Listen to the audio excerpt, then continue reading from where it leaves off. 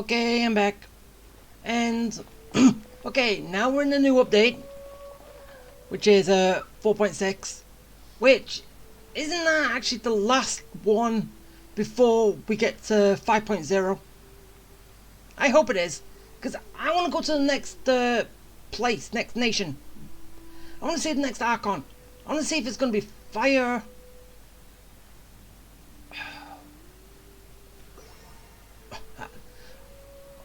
Ah! Is it just fire? That wouldn't... Oh. Other stuff. Whatever. Oh, a lot of new pictures. Not really gonna use them. Really?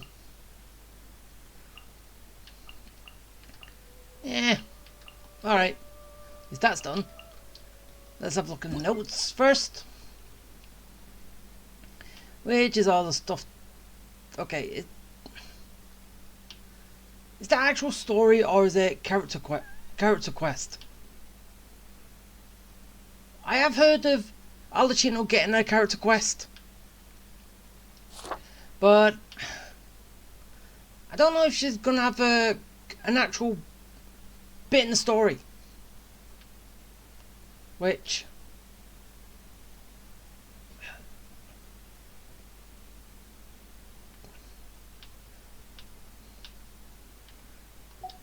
well, we'll see when I get to it. Yeah, look at all the things that I've kind of collected but not accepted. Yeah, because I haven't been on this for quite a while. I think the last time I was on it was yeah, it was the cat event, which, as you can see, I'm in Mondstadt for that reason. I'm wondering if the Fluffy Ball Fortress is still there. Wait, was that what it was called? Whatever.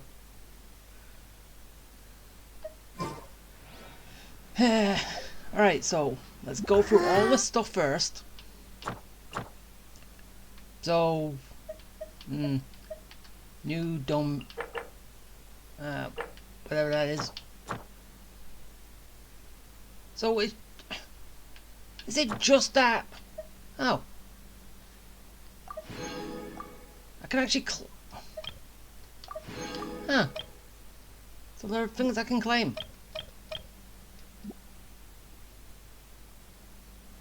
Huh. Interesting. Alright. Moving over. Yeah, let's go to list first. Yeah, I definitely want Arlecchino. New area, which I'm happy about, because the final bit in Fontaine. Well, I hope. Well, as I said, I hope it's the final bit. Is there? Yeah. Seriously, why is the weekly experience limit?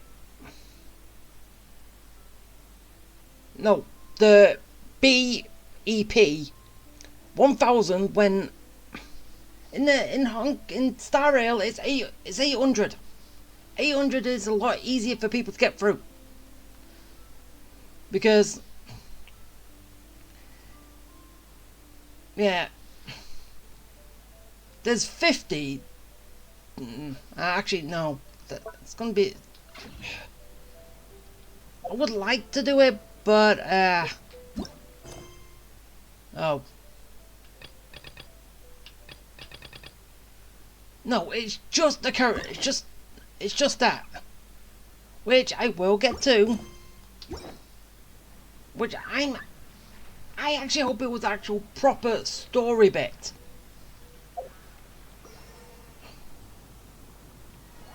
But it's not. Ooh, yes, I know I do not have many. So hopefully Wait, I know I shouldn't have done it here, but I could have done it there. But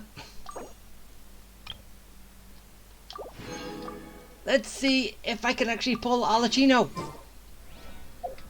Okay. Are you going to be nice and show up for me? Hey, Arlecchino? Because is it just me, or, well, I don't know if I can say that, but she's better than Hu Tao, isn't she? And everyone was saying that Hu Tao was the best pyro character around. But now it's her, right? I just want to get her. I need a pyro character. I want to use one. And if, kind of like what I saw, either she doesn't get hurt by her own flames, or she has that other life thing, whatever it is, which prevents her from being hurt by her own flames. Why, that's in effect.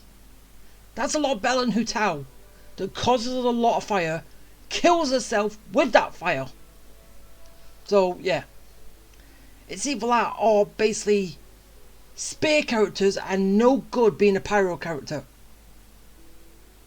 unless they're the cook over there, who can actually deal with fire.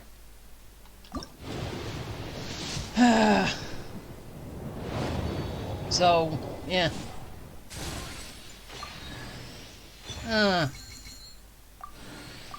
So I got a weapon.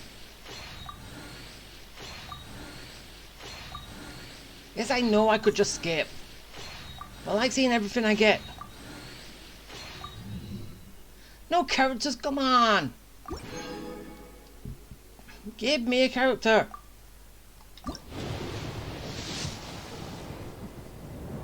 Ah, come on! Give me characters at least! Okay, you did.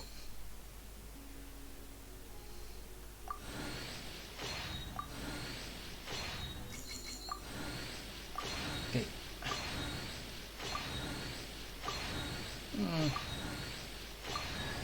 Well, I actually got 2. Sweet! Oh, and Albedo I've already got a fully kitted out. Come on, Arlecchino! Oh, 5-star! Oh, come on, Arlecchino! Win the 50-50! Wait, do I need to win the 50-50 or I'm already there? Either way. No, actually I think I already lost the 50-50, so I think this is guaranteed. I am the knave, Arlecchino, 4th of the F2P Harbingers. The children of the House of the Hearth call me Father. I do hope our partnership proves to be a pleasant one, although I would imagine that should be fairly easy. After all, there's no cause for contention between us at the moment. Wouldn't you agree? Oh, yes! I got Arlecchino! Haha! Oh, and I pulled everyone. Wait, did I? Pull all the 4 stars on the banner.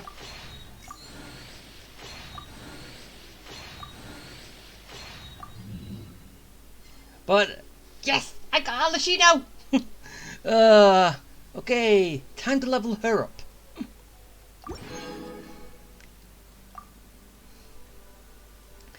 And also see if I can actually use her. Which should be fun.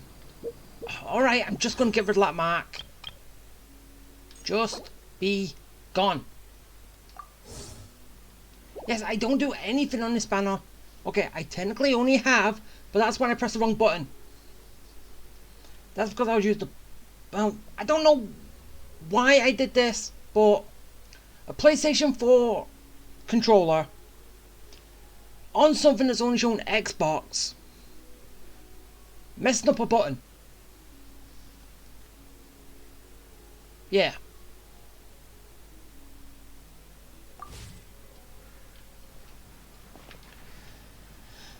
Messing up a button combination. A button press.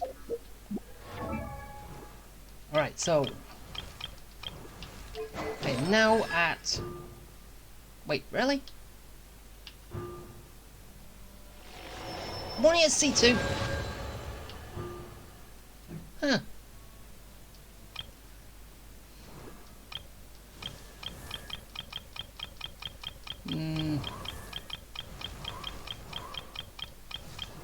So many characters.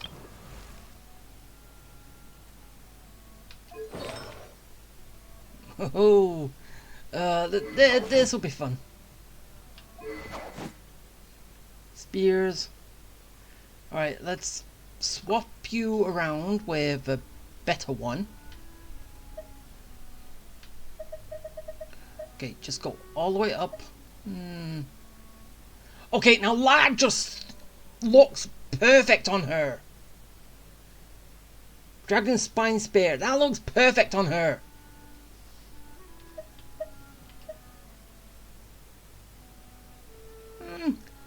Dragon Bane looks good too. But honestly, that...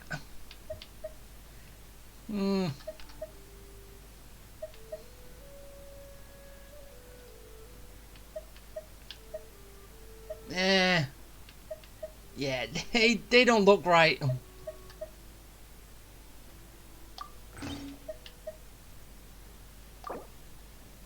Let's swap. Yeah, that's good. Okay,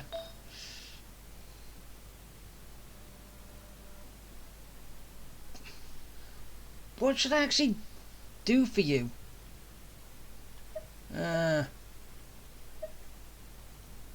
Well, yeah, you're using pole arms. I could basically just give you all Hu Tao stuff. Because, okay, at one time I was doing Hu Tao. Or I wanted to use Hu Tao.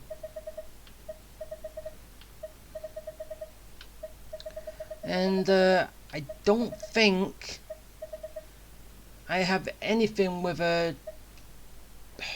What's her name? The cook, whatever. Whatever. And plus, all these need to get leveled up too. So, should help. Alright, all the Hu Tao stuff is...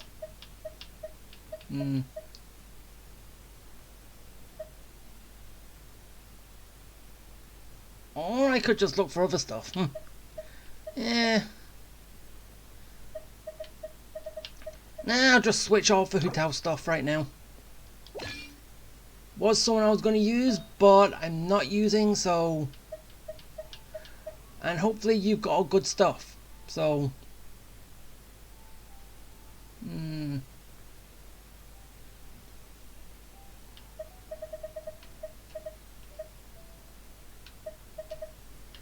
Is that really something I want to keep?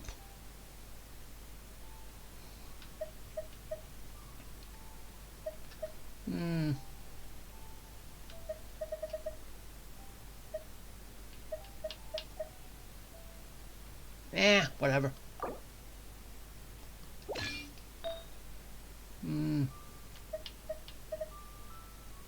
I'm actually having a look, and then... Even though, okay, I didn't do it with the first one, but... I'm kind of doing it with all the others. Probably just have a look at all the first one when I get back to it. And anyway, if I've done this wrong, you can probably tell me in the comments. Tell me I haven't picked the best stuff for her. But then again, I play for fun. My way of playing might not fit with everybody else's, but hey. Nah. Switch. No, as I said, it would probably be better if I had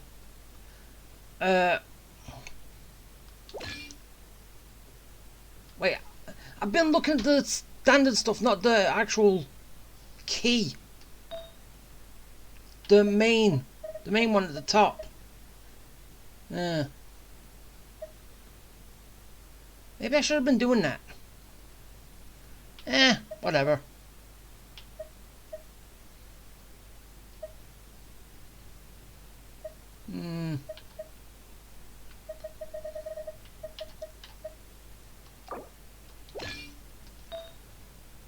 Okay, and last one.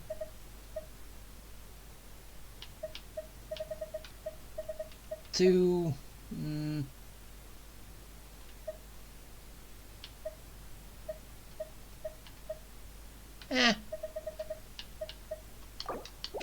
there we go.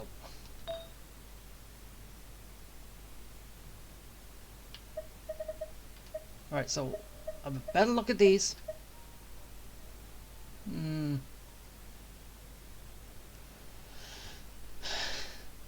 It kind of sucks they don't have a compare option. Dula. Yeah, and I'm not using the recommended stuff, I'm using my own stuff. What I want to use.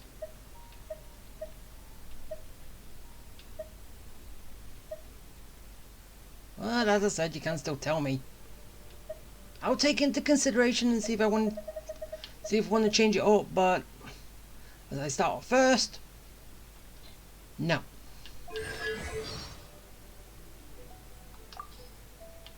Yeah, let's just get rid of these marks. And then I can actually start.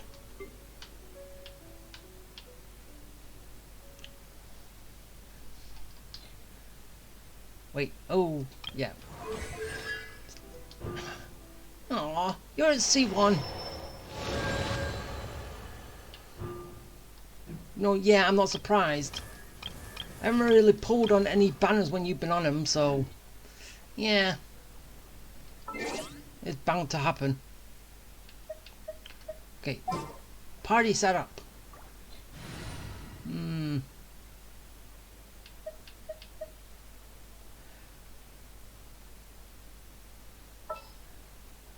Yeah, I'm gonna have to take you out. I finally have a 5-star. Well, a better 5. Well, I say better 5-star because, okay, I would, as I said, I would have used her if she wasn't basically killing herself in the process. That's the only reason I don't like her. Wait. Oh, there's Arlecchino. An insurmountable problem, I presume?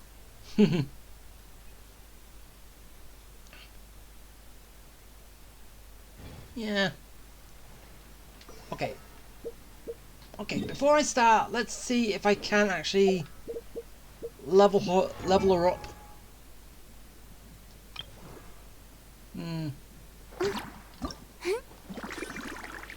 Yeah, I still need to do that with you. But I'll get to it at some point.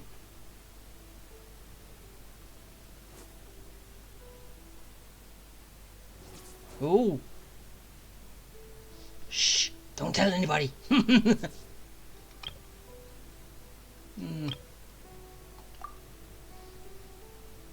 Okay, so at least now they have the auto on this. That made things a little bit more easier. No, I can't remember when was the last time I actually tried to level up someone.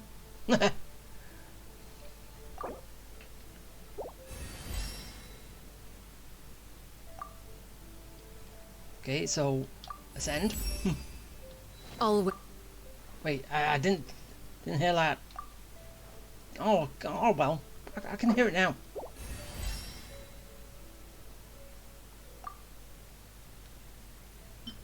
I don't have that one. Okay, where do I get that from? Oh, I haven't even. Okay, I haven't even fought that monster yet. So, well, it's kind of obvious, but oh well. At least she's level 40 at least. So, she's still going to be in the back a little bit, but hey, if push comes to shove, I'll just have to put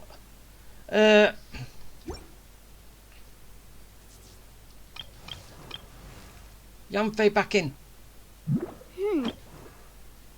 And I'll probably put Barbara back in for Ina, because why can't any of the 5 stars that I've seen so far have an ultimate skill basically well like what hers does?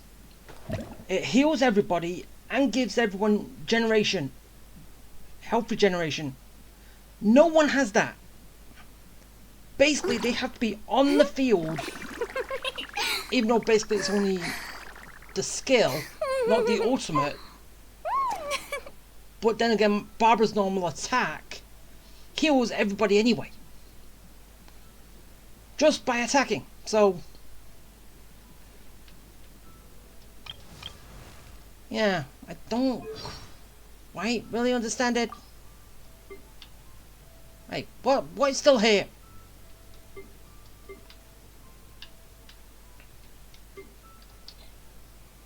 There, nothing's on it. Oh, and that. Thank you. Oh, wait. Did that just give me another one? Do I get one more summon? Haha, yes! I get one more summon over here! Alright. What do I get? Okay, 4 star.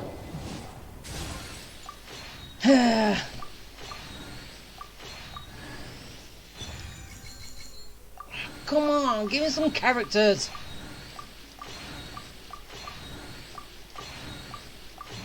No.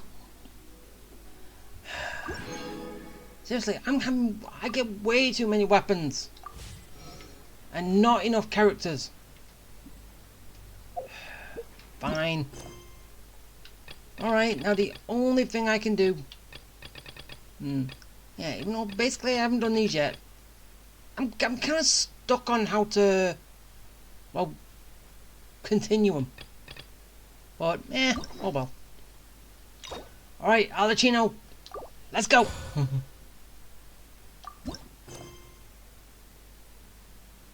Huh?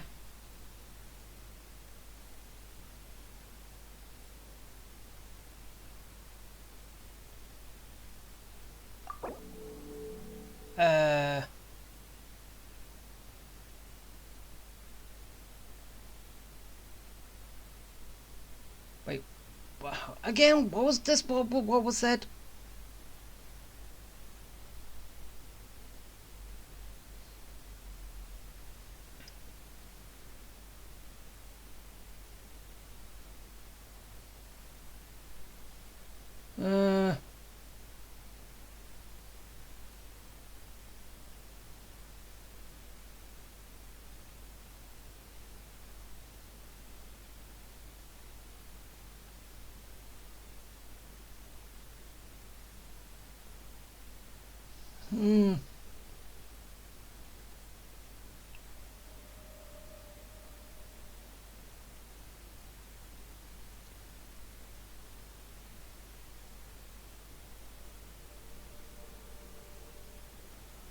Oh wait, is this the thing so you can't get interrupted while you're in the middle of this quest? Like, okay, you can talk to him, you just can't get mission hijacked, basically, is what I used to say.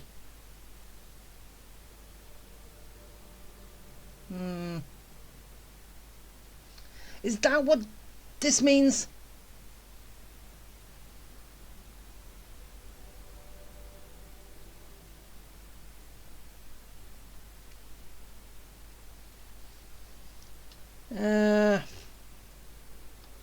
Now I'll leave.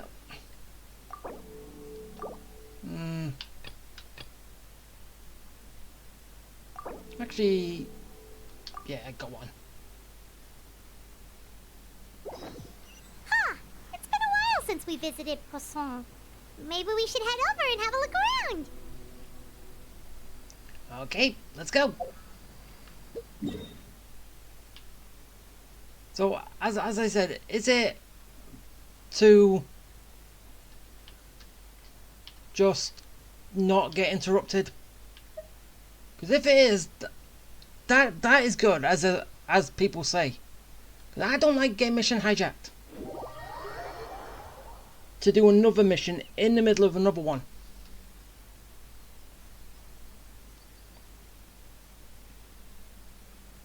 But then again, it's only for when you start a mission, you can't actually get interrupted. There's no point in getting interrupted.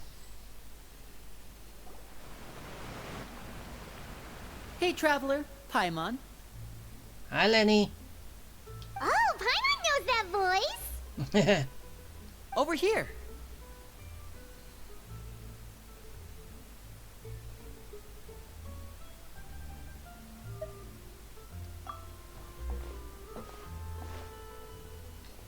Should've just done the first one. To borrow one of the more popular turns of phrase at the moment, this appears to be quite the fated reunion. Running into you two out of the blue like this has really made my day. I certainly wasn't expecting it. You can say that again. What brings you to Poisson? Wait, Paimon's got it. You must be here for one of your magic shows, right? Well.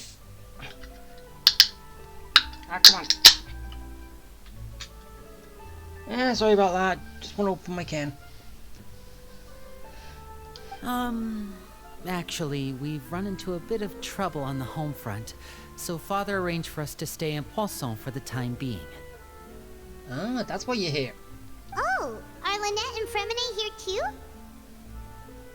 Yep, along with most of the other members of the House of the Hearth.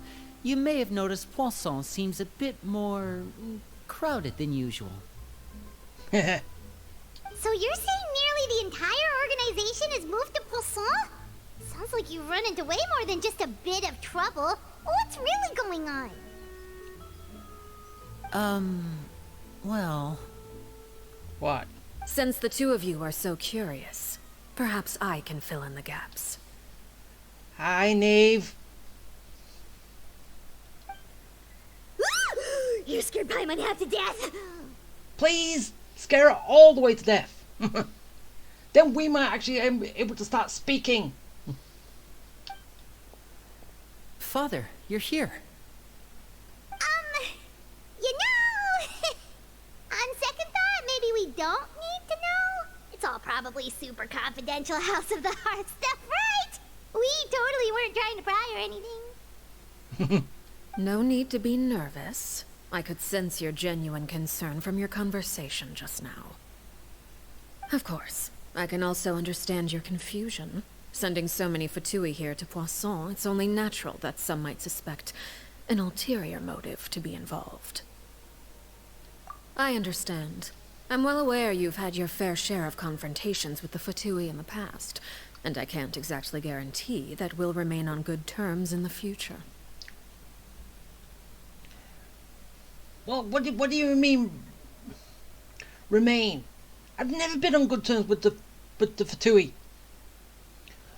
Apart from, okay, there's only two, you and Child. That's it.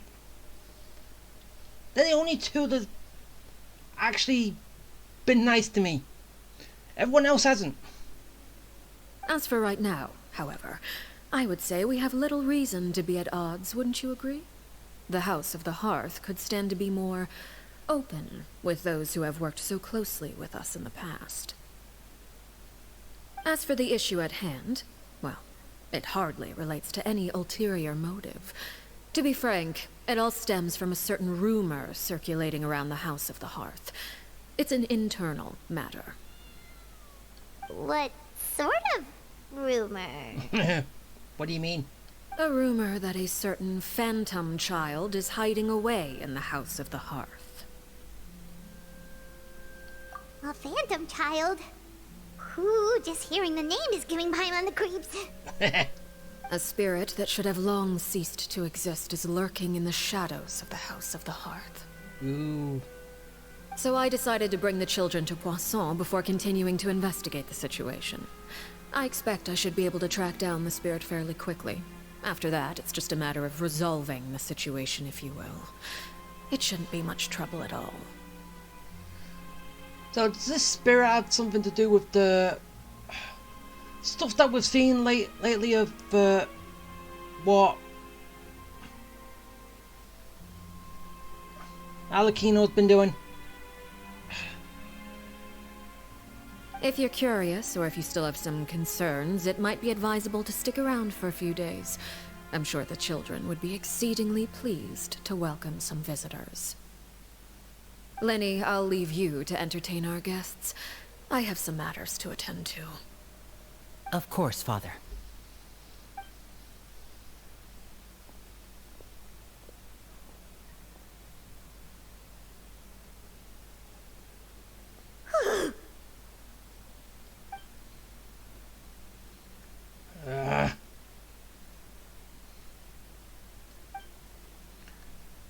Yeah, I know I should, but I ain't reading this bit. It has long been a dream of mine to invite you to our home and introduce you to my other siblings. You're quite well known in the organization already. A lot of people have been talking about you, especially after everything with the prophecy. If you're willing, why don't you stay a while and have a little chat with us? Alright. We don't have anything else to do right now anyway. But let's be clear, we're just gonna be there as guests, okay? Don't get any funny... Oh, wait a second. For your guests, that probably means we'll be treated to lots of yummy food, right? Oh, Paimon. Of course. During our stay in Poisson, we've been helping out the locals with some fishing. We bring in quite the bounty every day. In fact, today is the perfect chance for me to show you what I can do in the kitchen. Let's go. I'll take you to where we're staying. Okay. Yay, let's begin. Act 1. Okay, all the way down here. Whee! Yeah, I hope. And yes, I'm going to be getting this whole thing done in one go, so... hope it don't take that long. We rented this house from one of the locals to use as a temporary base. I'll come back later and tidy up a bit. After that, it should be all ready for you to stay in tonight. Awesome, thanks! So, where are we off to now? Yeah, but don't we have a hotel like we normally stay at? Down here. Well, when I happened to run into you two earlier, I was actually in the middle of distributing some supplies. Oh, something.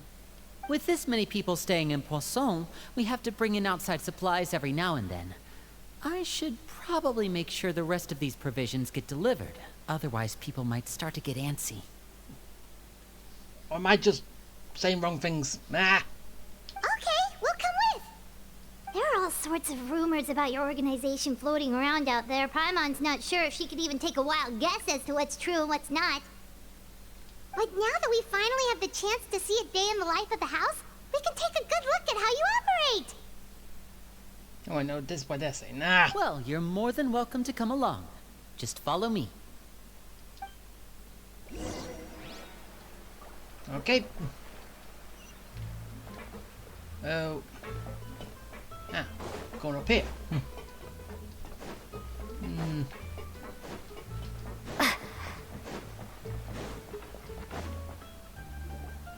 What do we have?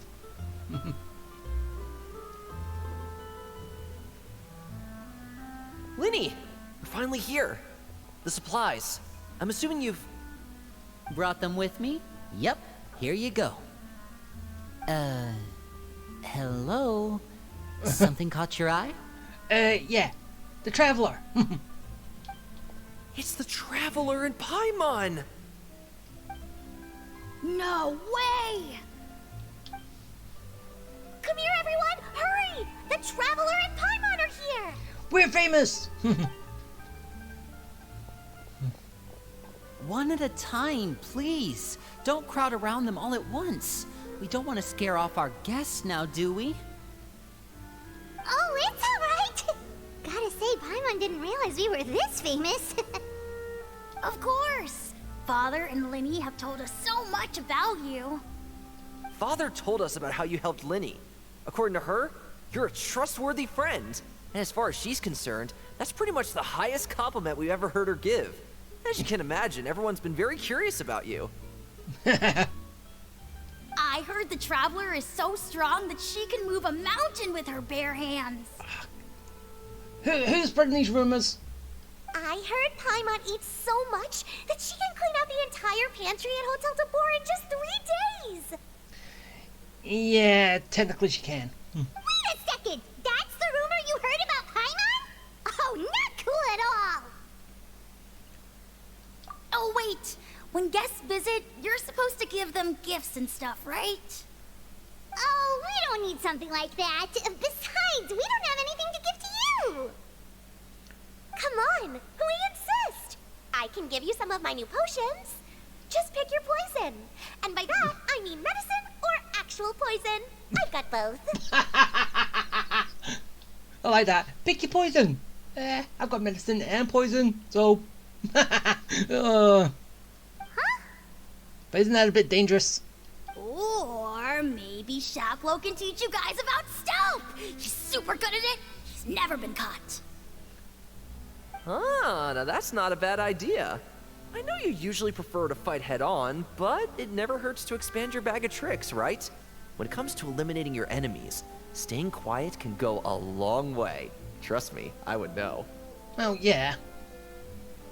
If stealth kills actually become a thing in this, then yeah. I was poisoned not too long ago, and I'm still dealing with the after effects.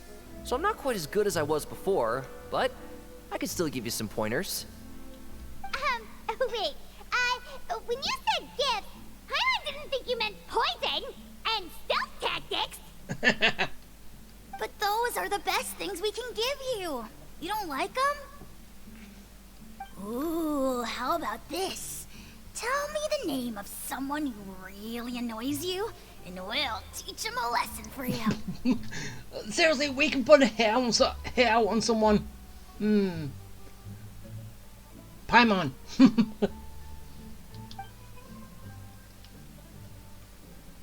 All right, Fold, Selwar.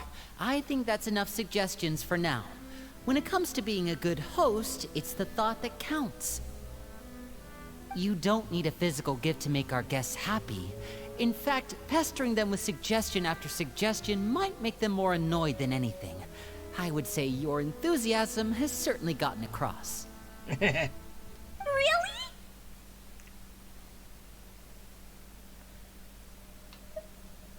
Awesome! It's been so long since we've had guests to play with. If there's anything you need, just let us know. Death of Paimon. Then we can actually start speaking. Right? Yeah, especially if it's poison or something. I've got all sorts of potions for that. Well, we'll talk to you all later. We've still got supplies to distribute. All right, see you later.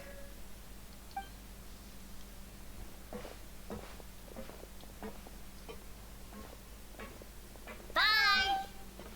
Okay, bye, kids. Lindy, about all that poison and stealth tactics talk just now. Scared you, did it? That kind of talk comes with being part of the House of the Hearth. When Foltz was really young, he strangled all of his family pets, just out of curiosity. He was labeled a dangerous problem child and was abandoned by his family. Yeah, that'll do it. Elwar has an unnatural obsession with potions. Father has forbidden her from trying all the different concoctions she comes up with, but she still tries to test them in secret. You really have to keep an eye on that one. Oh. Chaplot is around my age. While I'm mainly responsible for collecting intelligence, he handles surveillance. He's very passionate about his work and has no reservations about taking on some very difficult missions. I know you two probably aren't used to that kind of talk, but I can promise you they only had the best of intentions. Things like stealth tactics and developing different poisons, they really mean a lot to them. They were just trying to share the best of what they could offer, that's all. Yeah, it's fine. Okay, over there. Let's go. Oh, do not fall off. Don't want to do that.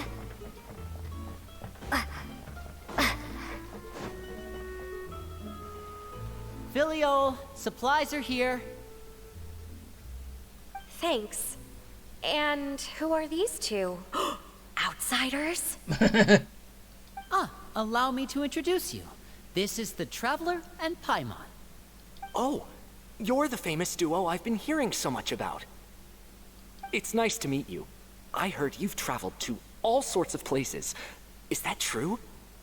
Yeah. Of course! We're making our way all across to that! Oh, good for you. You must be pretty familiar with Fontaine by now, then. Have you seen the new opera that started running recently? I think it's called...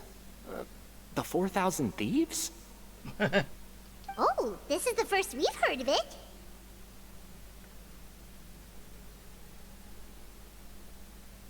This is a reference to the 40 Thieves, right?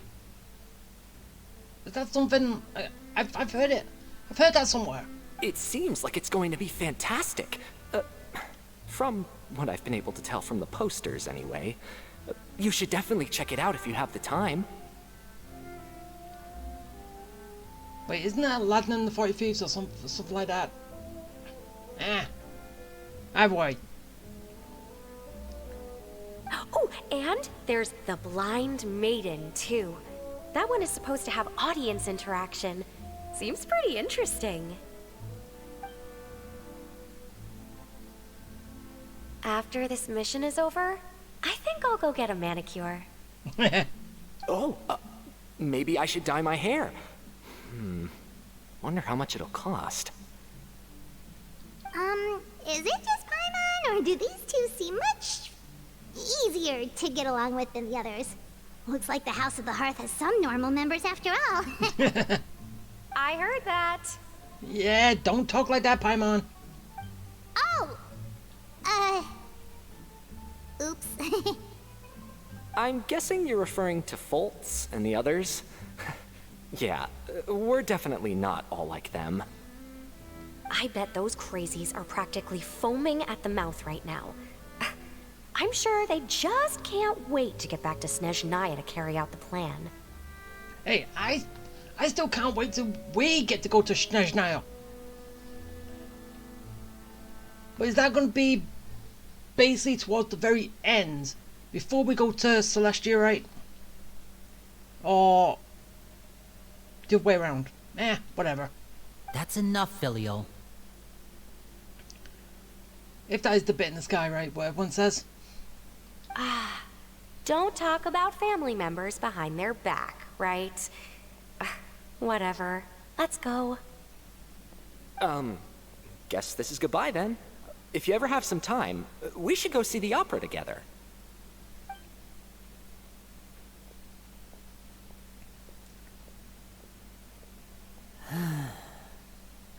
Well, that's it for the supplies.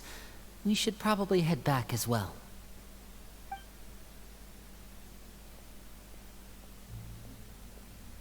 Well, they didn't seem too happy with each other. Seems like there could be something more going on here.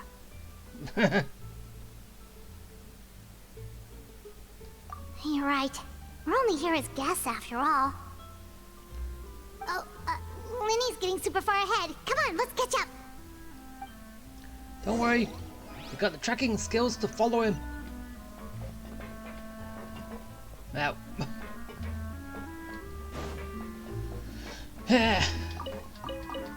Okay, grab that, grab that. Oh. Down here.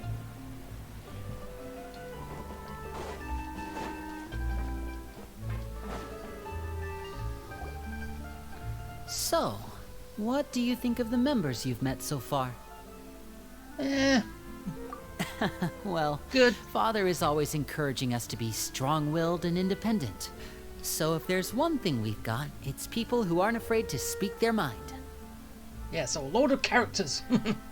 Well, I should probably get cooking. Wanna join? Of course! Then let's head out and... Uh-huh?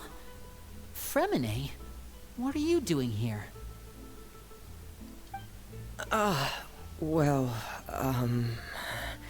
Femine, nice to see you again! You too. I heard you're here as guests of House of the Hearth. Welcome. We were just going to make some food. Why don't you come along? I could use some help in the kitchen, and I seem to remember you mentioning you wanted to make seafood soup for the traveler in Paimon. Yes, behind you on kitchen duty. Why are you pushing it to someone else? Just because they want to cook for us. Seafood soup? Oh, Paimon's drooling already. Were you looking for something just now, Fremine? Maybe I can help. It's nothing. I just wanted to see if there were any extra supplies. Yeah, we've got some left over. What do you need? Some food and water. And some clean cloth, if possible. Who's it for? No problem. Give me a second here. Food, water... Wait a minute. What do you need all of those for? You're not on any missions as far as I'm aware, and you were just going to come eat with us. So what's this all about? Did you find someone who needs them? I thought I'd grab an extra portion because I get hungry at night. Could be because I'm growing, you know, and... Fremine, just tell the truth. Fremine, you remember what I told you? You're not like me. Your lying skills still need some work. Yeah, tell the truth. Tell me what's going on. Is it really bad enough that you have to keep it from your own brother? Who did you meet? Maybe it'll be better if we gave them some space. This is the first time I've seen that kind of look on your face. Whatever happened, does it have something to do with Father? Yes. Just follow me. Ooh. Okay, what are we doing? What is this about Arlecchino? I need to find someone to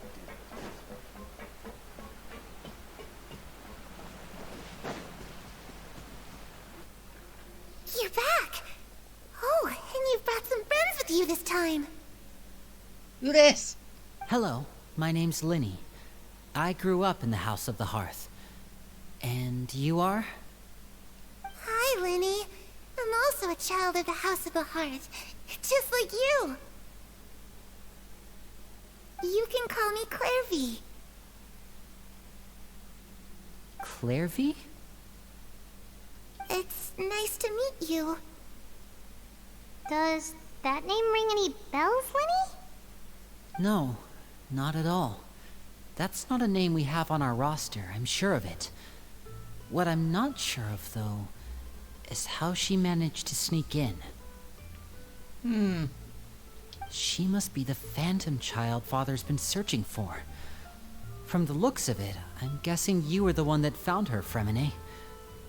You, haven't told Father, have you? No, I haven't told anyone. I've just been keeping her hidden. For how long? About half a month now. Well, it hasn't been that long. So ever since we got to Poisson, then, do you have any idea what you're doing? I know what I'm doing. Really? 'Cause from where I'm standing, it looks like you're hiding the very person Father has been trying to find. If Father finds out about this, everyone involved is going to be punished. You know the rules of the house, Fremine. I know you do. Father doesn't tolerate any form of betrayal. So why are you doing this? I've thought it through. And I just can't hand her over like that. Linny, don't you remember last year? Chaplot nearly died after getting poisoned during that one mission. He wasn't able to get back before the poison started taking effect, and not a single person was there to help him. That night, while I was sleeping, I heard a voice telling me to go save him. I opened my eyes, but I couldn't find the source of the voice. I thought maybe I was just hearing things, but I went to look for him anyway. Luckily, I got there with enough time to save his life. Ah, so that's what happens to him.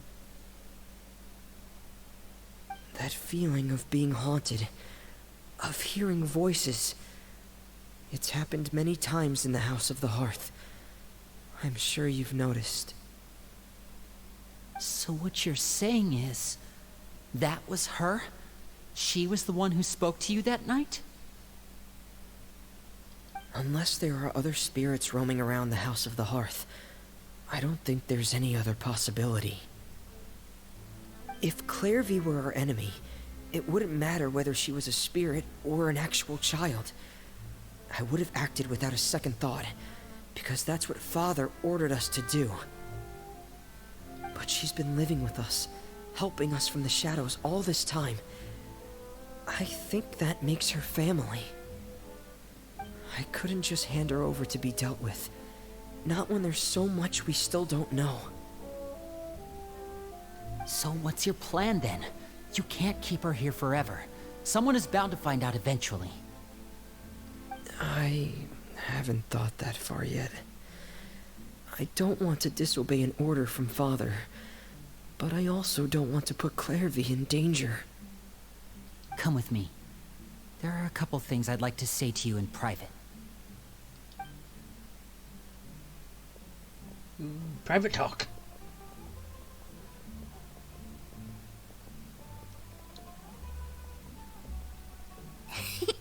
Those two sure care a lot about each other. Well, they got a funny way of showing it. From where Paimon was floating, it sure seemed like they were about to bite each other's heads off. No, it's just a disagreement of opinions. No way! They have a really deep bond. I could tell right away, because I also have a friend like that. I just don't know how long that kind of bond can last. The darkness in the house runs deeper than you can imagine. No one can get out alive. I'm sorry, Linny. I really didn't mean to drag anyone else into this. Oh really? You didn't mean to? 'Cause I for one wish you did. Huh? What do you mean? Then he could help you. You know, when we were younger, you didn't call me Linny. You called me brother, just like Lynette. We grew up together, the three of us. We were all orphans, all rescued by Father. Of all the siblings in the House of the Hearth, I think our bond was the closest. Later on, when you started calling me Linny, I wasn't actually surprised. After all, Lynette and I are related by blood. We've had to depend on each other to survive long before we joined the house. Linny, The darkest and most difficult moments of my life happened before you and I had ever met. I'm sure that's true for you as well. Even so, Fremine, we've stood by each other for all these years now, and to me, that means more than blood. You and Lynette are the most important people in my life. No one can replace you. So I won't let you face anything alone. Not if I can help it. See? He just wanted to help. Oh, looks like things are getting kinda heated between Linny and Fremine. Maybe we should go check on them. Didn't they say they want to do it in private? It's raining. I should put my clothes away. It's raining? We're in a cave.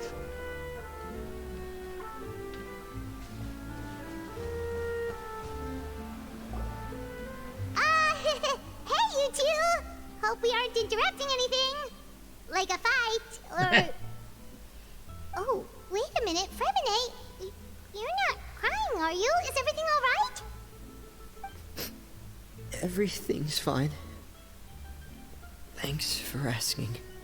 No, he's just touched that Lenny will actually help. Or wants to help. Well, we're all friends here, right? We've been through so much together, so if there's anything we can do to help, just say the word. It's just a small family dispute. It's not something our guests should trouble themselves with.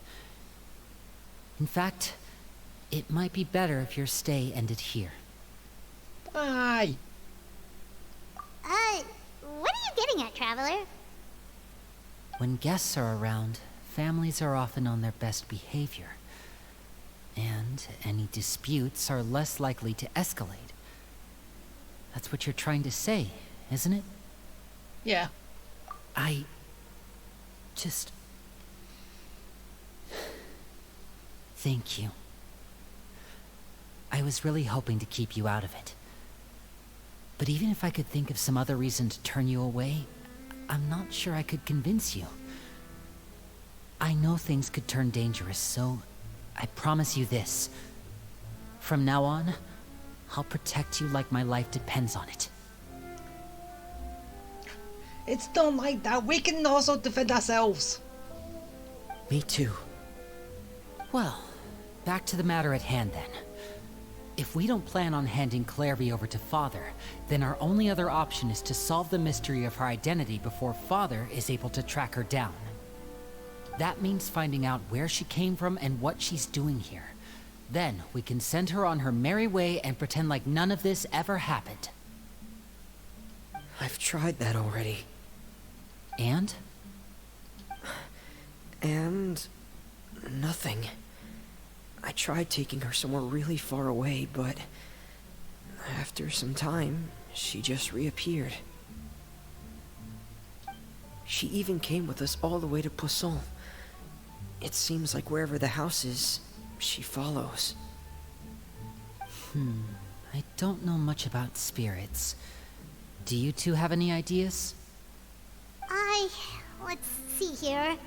Paimon remembers hearing something like, if you fulfill a spirit's last wish before they die, they'll let go of whatever's keeping them here and return to the ley lines. Oh, it's just that Paimon doesn't really remember where she heard that, so it's not guaranteed to work or anything. Well, sounds like it's worth a shot. Guess that means we should go ask her about her wish. But first, Fremine, I need you to promise me something. What is it? I need you to promise me that this will stay between the two of us. We're the masterminds behind this whole thing. No one else gets involved. Can you do that for me? Hey, he's been keeping it a secret all this time. I think he can. Of course. I promise. All right. Then let's seal the promise just like when we were kids. Fist bump on 3. Ready? 1, 2, 3. The power of the bros. I swear. Bro power. I'll bet yet. Territory. Well, whatever it is. Shields form of respect.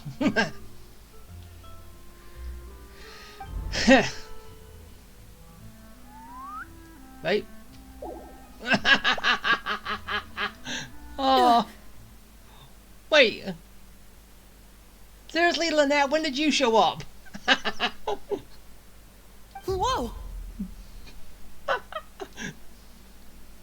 Lynette! I was wondering why there was 3 fists, and then, oh yeah, Lynette showed up. But what a surprise! What brings you here, dear sister? She pissed. You're keeping secrets. And, when exactly did you get here?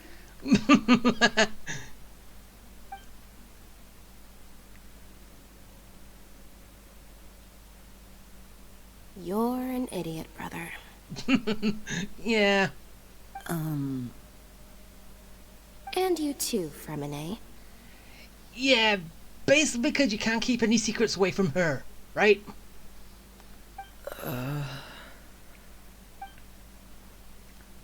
You 3, Traveler. And you 4, Paimon. Wait, what did we do? We just got here. Wait, what did we do? Yeah, we just got here.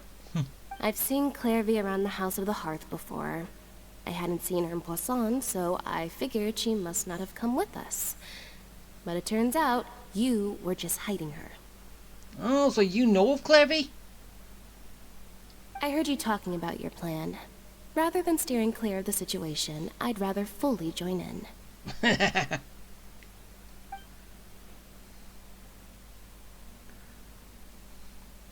If you don't agree, I'll have no choice but to report everything back to Father. Simple as that. Oh, come on, that's blackmail. You're not giving us much wiggle room here, Lynette. Lynette is blackmailing. Well, I guess we're all in this together then. After we talk to Clairvy, we'll figure out our next move. There's no time to lose. Let's go. Okay.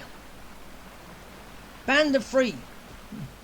Well, band of 4. I'm full. Thank you for bringing me this food, you guys. She said she's full, but the food doesn't look like it's even been touched.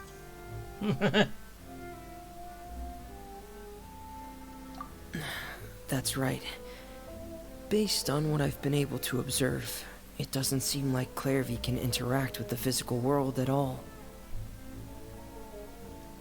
And yet you still want to bring her actual food and water. Still, when she's presented with food, she'll always linger around it for a good little while. Maybe, in her mind, she really is eating those things. Oh. Does she know that she has already passed away? I've tried to ask her, but she didn't answer. My guess is that she's just as confused as we are. Or maybe she couldn't understand the question at all. Clairvy, if you've got some time, I'd like to ask you a few questions. Sure. Oh, another new friend. Hi, I'm Clairvy. Hello. Clairvy, how did you join the House of the Hearth? Huh? Isn't it the same for everybody? The knave brings you here and then you can't leave. It's just that your name, it's not on the roster. And I've never seen you before. The roster? Oh, I get it now. I think there might be some things you don't know about this place. The people in charge, they're not as nice as they look. They say they keep a roster, but it's not complete. There are a lot of people who aren't on it, and never will be. In this house, some people are family, and other people are just test subjects. Those kinds of people aren't ever going to get a place on the roster, unless it's the roster of people who've been executed. Ooh. Wait, does that mean the knave... The previous knave. The one that Arlecchino killed. She killed Mother to become father. As we saw from the trailers before and all that with Arlecchino. Is there anyone that can vouch for you? Perry. She's my best friend. She's the only one I trust in this place. Have either of you heard of that name before? No. Me neither. Clairvy, Perry. Neither of those names are on the roster. But it seems like she's telling the truth. Either that, or this kid's already got a bag of tricks bigger than mine. Maybe we should try a different approach. Clairvy, do you have a wish? A wish? It can be anything you want. Just imagine. It's your birthday, you're blowing out the candles, and your wish is...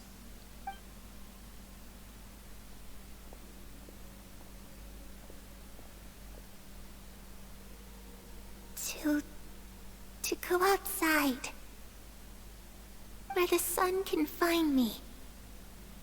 That's it? Well, that sounds easy enough. We don't think that. The darkness in the house runs deeper than you can imagine. No one can get out alive. So she was probably kept in the basement or something, not allowed outside. So...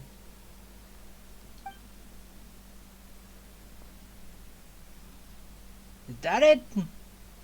Okay, time to divide and conquer. Listen up, I've got a plan. I'll try and find a way to use basic illusory magic to take Clairvy outside and bring her somewhere with sunlight. Lynette, try and find the list of executions that Clairvy was talking about, and see if her name is on it. Fremine, you stay in Poisson. We can't be the only ones who've had run-ins with Clairvy. I need you to collect intel on everything she's said and done. Understood. I'll try my best. What about us? What should we do? I really appreciate your willingness to help, but this is a family matter. I don't want to drag you in too deep. It's too risky. Hey, we're already there. Just... let me think. Since Father considers you to be guests, maybe you could stick by her side for a little while. You don't need to do anything except keep up some nice, casual conversation. Okay, so more time with Arlecchino. Arlecchino. Ah, Paimon gets it. You want us to distract her. I'll give you a magic bird. If Father suspects something, all you need to do is release it when she's not looking, and it'll alert me that something's wrong. Of course, that's only as a last resort. If Father doesn't seem to notice us, there's no need to make contact. We'll reconvene here tonight after all's said and done. Wait, why when she's not looking? Why? What would happen even if we did do it when she was looking? Wouldn't you still know anyway? If the worst case scenario happens and we're discovered, just tell Father everything. We're not going to let our guests get punished for our own actions. That's where we draw the line. You too. Okay, this is where we part. Father should be at the beach nearby. Okay. I really hope this goes well. No, it has to go well. That's the only way this can get resolved. Alright. Let's go to the beach. So,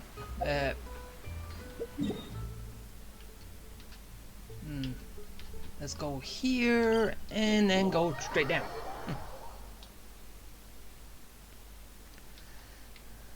Alright. To the beach. Come on.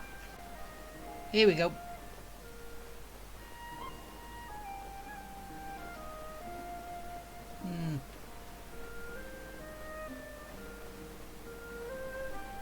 Oh yeah, kind of not, well, obviously not far, but still. Almost there. Taglia? Child? Why is he here? It's the knave and child. Hey, aren't you supposed to be in Snezhnaya recuperating? What are you still doing in Fontaine? Oh, it's you two. I didn't expect to run into you here.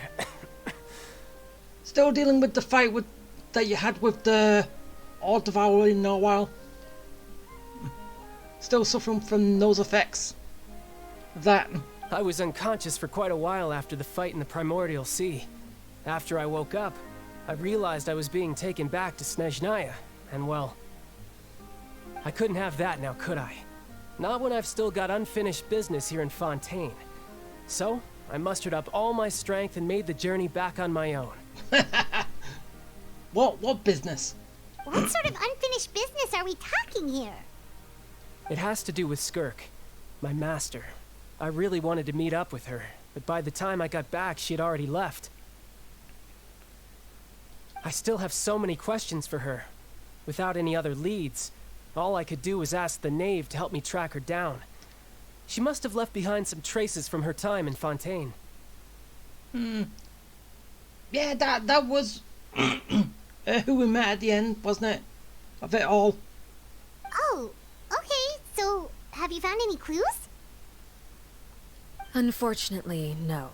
While the House of the Hearth is adept at collecting all manner of intelligence, certain existences can still manage to escape our purview.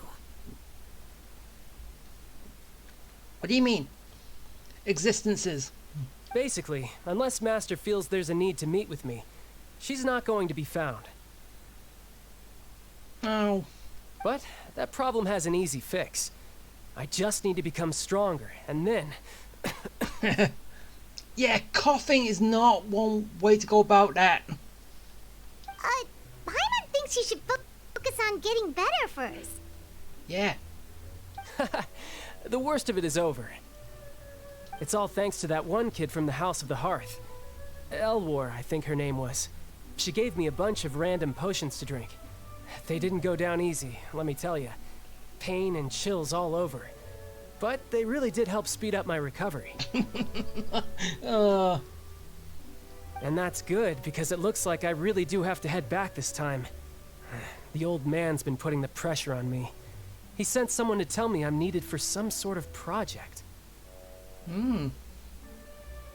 Project Stuja? What? Yeah, that's the one. I heard Regrader's involved too. I'm not looking forward to having to listen to all his monologuing, that's for sure. Hey, maybe you could think of a way for me to stay in Fontaine for a little longer. Helping Linny and the others brush up on their fighting skills would be far more interesting. If you and I could spar, that would be even better. I've been waiting for a chance to see you go all out. And what a sweet little daydream that is. But I also have a role to play in all this. I'll be leaving Fontaine shortly as well. Besides, considering how little they see fit to step outside the homeland, being called on to return to Snezhnaya by such illustrious dignitaries, what a great honor. Wouldn't you agree? One I could do without, I'd say. Is it just Paimon? Or does it kind of seem like they're... So, dear guests of the House of the Hearth, to what do I owe the visit? Just seeing what you're up to. Well, we just... Right!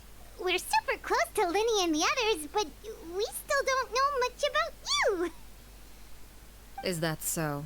Introductions have already been made, have they not? Oh yeah, but we don't know you any deeper than that, do we? Oh, well, you see? There's only so much you can learn about someone from a short introduction. At least tell us something a little extra, like... Why do you call yourself father? Because she killed Mother. Good question. I'd also like to know. The fact that you have to ask tells me our intelligence work has been quite successful. Telling you the answer to that question would only serve to undermine that success. And we can't have that, now can we? Huh? Spoken like a true diplomat. That was some expert sidestepping right there. So yeah, she just sidestepped the answer. Well, if there's nothing else, I think I'll take my leave. I still have a small matter to resolve at home. Wait, don't go!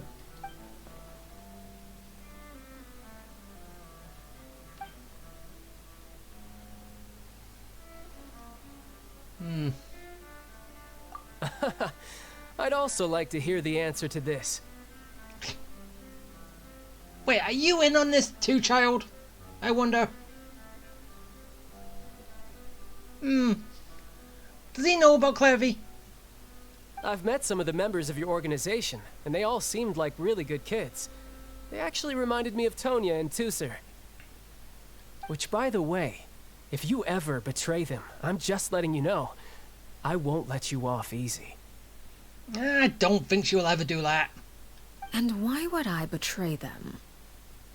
Well, you've already betrayed the House of the Hearth once, haven't you? At least, that's what I heard. No, she didn't betray it. She just saved it from a dignitary. A tyrant. Is that right?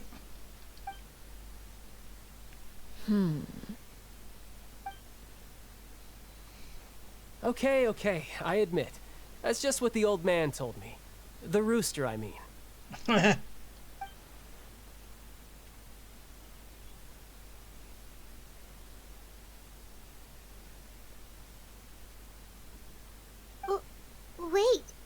did you really do something bad to those kids? Never mind what I've done. I'm more curious as to what the mighty rooster had to say. Care to enlighten me? Ooh. Well, nothing much. Just some stuff about you taking out many other members of the House of the Hearth, and even going so far to attack your own family. I see. Oh, based on your reaction, I'm guessing it's all a bunch of lies. Hardly. I don't appreciate his particular turns of phrase, but I suppose he didn't say anything untrue.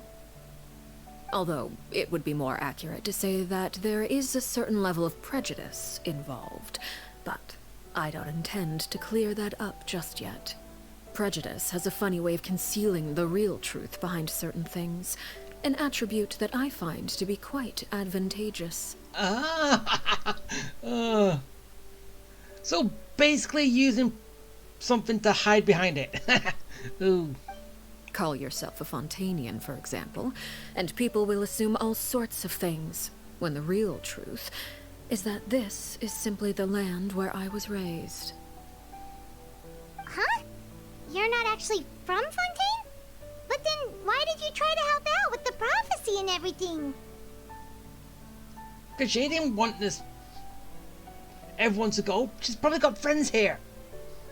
I was trying to protect the children born in Fontaine. Claiming that I myself was a Fontanian simply made it easier to operate. People would hardly suspect a fellow Fontanian of having any ulterior motives. Who wouldn't want to save their homeland after all? True. The primordial sea wouldn't have any effect on me, but it would have caused great harm to the House of the Hearth.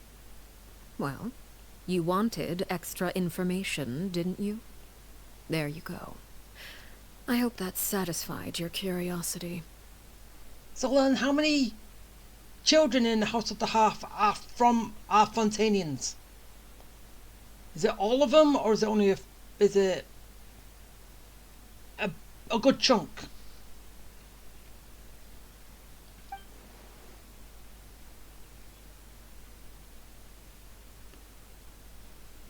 So, you stayed in Fontaine for the kids. I guess I was wrong to believe you'd betray them. Apologies. Looks like I was holding on to some prejudices myself. Good. Like I said, I like it when others have misconceptions of me. Actually, while I was recuperating at the House of the Hearth, there was something else that really caught my attention. I heard that members always resolve disputes and arguments with a friendly spar, and the loser has to back down.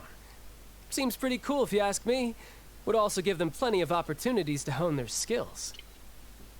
True. Well, that's only a recent development. In the past, such spars weren't nearly so friendly. The losing party would lose everything, including their life. So they were fight to the deaths in the old days. They were that high stakes?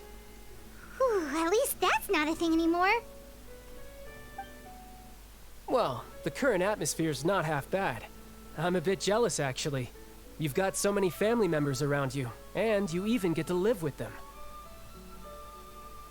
Having a lot of family around means dealing with a considerable amount of bickering and scheming. Once Tonya and Tusar enter their rebellious phase, I'm sure you'll understand. Just imagine, Tusser becomes obsessed with plucking out strands from the rooster's mustache, or Tonya decides to dye her hair 42 different colors. Okay, okay. I get the picture. What's the deal with 42 different colours? Well, would you look at the time? I should probably get going. Traveler, Paimon, I'm not sure where our paths will cross next, but the next time we run into each other, we should definitely try and find some time to spar. It's probably going to be in Snezhnaya. Again, maybe this is a conversation we can have when you look less like you're gonna keel over. True. All right. Well, thanks for everything, Arlecchino. No thanks necessary. You also played a part in obtaining the Gnosis. I would say we can call ourselves even. I like the sound of that. Well, I'm off. See you all some other time.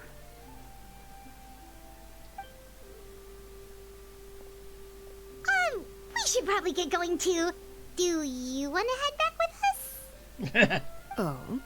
You want me to leave so soon?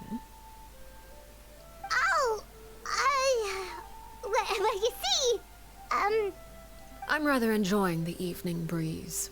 If you don't mind, I think I'll stick around for a bit. I have some things to think about. Didn't you say before that you had to get back? And now you like it here? Apologies for not attending to you like a proper host. Please forgive this slight. I do hope you'll have a pleasant stay.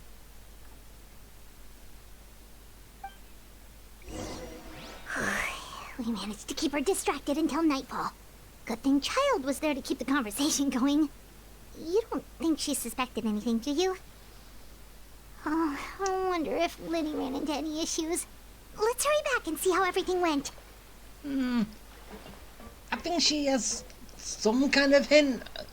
She knows to a degree. She knows something's up, but...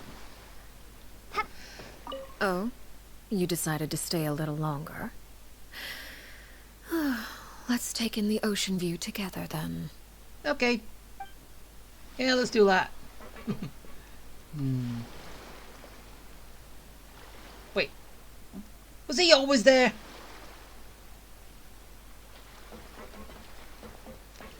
Honestly, was he always there? Ah.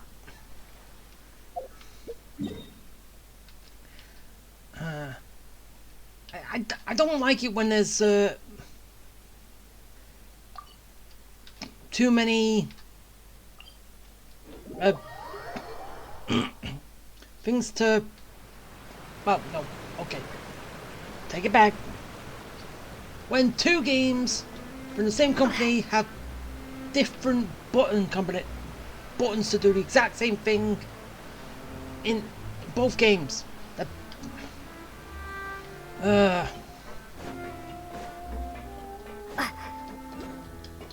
Well, then again, yeah, Hoyoverse Games is probably the only one I've actually done this, that this has actually been done with, that I know of. Lenny, how did everything go? Nothing else really. Then again, this is my first time doing it.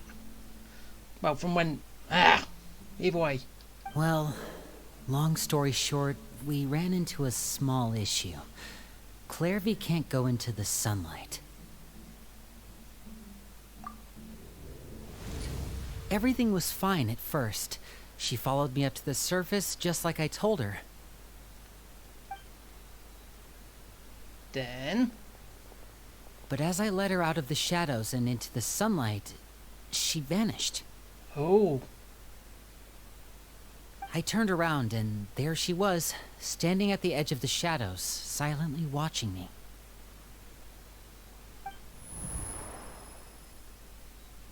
Huh.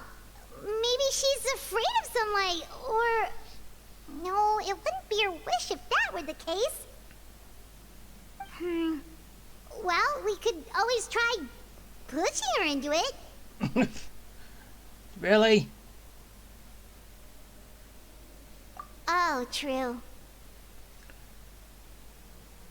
If that was the case, you might as well just pick her up and carry her. I've pretty much tried it all already. Nothing worked. Eventually, the sun went down, so all I could do was bring her back here. How did it go with you, Lynette? Good. I've got the list. It's right here. Really? Well, what are we waiting for? Let's take a look!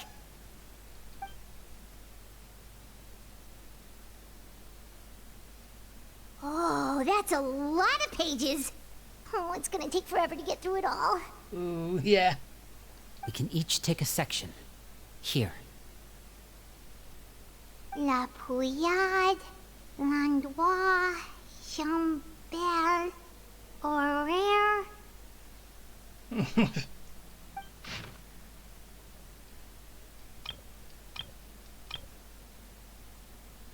Oh, yikes. That Horaire guy has a huge scar on his face. He's kinda giving Paimon the creeps. I've met him before. The scar is from an injury he received during a mission. I still remember him joking with me about it. He said any future lover would take one look at him and then lose all interest. Did he say anything else? Well, I asked if there was someone he was interested in. He said no, and that's where our conversation ended. It was only later that I learned he really did have someone he liked. He risked everything to escape so he could be with her, but it didn't work. One day, Father asked to see him, and, well, I never saw him again after that. Wait.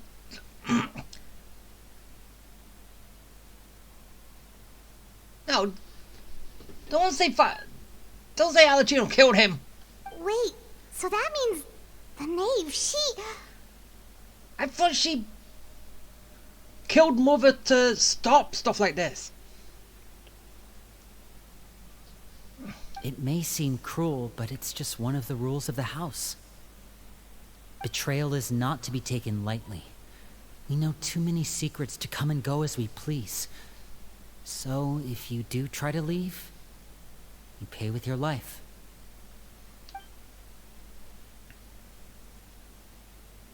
Her name's not here, huh? Well, that's not too surprising. It doesn't seem like this list is complete. It only contains records dating back around 5 years. Let's shift our attention then. Fremine, were you able to find anything out? Fremine. What are you thinking of? Sorry. I was thinking about something. I managed to talk to quite a few people, but I couldn't help but notice that the atmosphere in the house was a little strange. What do you mean? Strange. Yeah, I mean, I know there have been arguments in the past, times when people haven't gotten along. Chaplot and Filiol are a good example of that. Oh, those are two of the people that we met while delivering supplies. Paimon can see how they might not get along. They had very different vibes, and their, interests seem to be pretty different as well. Well, yeah. That's to be expected, actually. Father brought us all here, shared her knowledge with us, taught us how to fight. That's one thing we all share. But that's also where the similarities end. Not all of us feel the same desire to stay here. As members of the House of the Hearth, we're also considered part of the Fatui. And to a lot of people, that's an identity they never asked for. Oh, yeah. Certain members get older and realize they want something else for themselves. But considering the rules of the house, most people would never say that out loud. People like Chaplot and Foltz are loyal to Father and her vision. They're proud to be part of the Fatui. Filiol and Nantoy, on the other hand, well, they aren't quite as enthusiastic. These kinds of conflicts have always been there. It's not like Father is in the dark about any of this. Well, that's true. But it just feels like things have gotten worse lately. Filial and the others, it seemed like they were meeting in secret to talk about something. I can't say for sure, but I think they've met Clairvy. You think she's been inciting them to act out? No, not exactly. But I wouldn't be surprised if she said something to them about the darkness in the house and how deep it runs. She's told me about it before. Experiments being run on children. People being used as pawns on the battlefield without so much as the strength to survive. And they just believed all that? Without any evidence? Clairvy's words probably gave them the excuse they were looking for. Whether they actually believe them to be true is secondary. This is all because of Project Stuja, isn't it? Yeah, we just heard of that. Whoa. Hold on a second. What's this Project Stuja all about, huh? This is the second time it's come up now. Sorry, but I'm not sure of the details either. I only know what Father has told us, which is that it's something the Rooster and Regrader have been working on together. Apparently, it has to do with the Fatui's strategic plan for the future. Because the House of the Hearth was so successful in obtaining the Gnosis, we now have the honor of playing a key role in Project Stuja. Wait, but isn't that a good thing? Key role is just another way of saying dangerous role. To us, the whole thing is an inconvenience. Father thinks so too, but she's in no position to refuse. Their plan isn't exactly unreasonable, and they've been funneling the house a lot of funding. It's just that we'll lose a lot of members in the process. Participating in the plan, it's an honor in name only. What they're really trying to do is subdue us. The existence of an intelligence organization outside their control makes them feel uneasy. So 2 factions to gather information. Eliminate 1. Okay, super complicated top secret Fatui business aside, what does all of this have to do with the conflicts you were talking about earlier? Paimon doesn't get the connection. External pressure has a way of exacerbating internal strife. You can't overlook the power of fear either. People are afraid of dying, and that fear is often the impetus for a lot of stupid decisions. True. I thought resolving the Clairvy situation would make everything go back to normal. But it looks like things are more complicated than I thought. If we leave Filial and the others to their own devices, sooner or later, Father will be forced to take action. We can only focus on one situation at a time, brother. You're right. Even if we confront Filial and the others, it won't do any good. It might even make matters worse. We should focus on Clairvy for now. Well, it's getting late. We should head back and get some rest. We'll try again first thing tomorrow. Lynette, you stick with me this time. Fremine, keep a close eye on Filial and the others.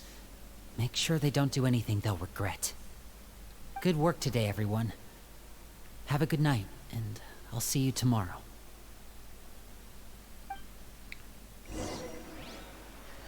I don't know why, but when I was panning down, I was kind of expecting to just see someone's head there, spying on him. I don't know why.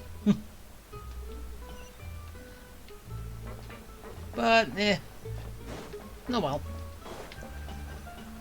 Let's rest.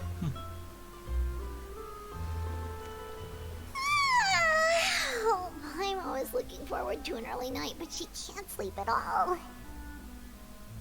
Hey, you don't think the Knave will be too angry with Linny and everyone if she finds out about all this, do you? She's even scary when she smiles.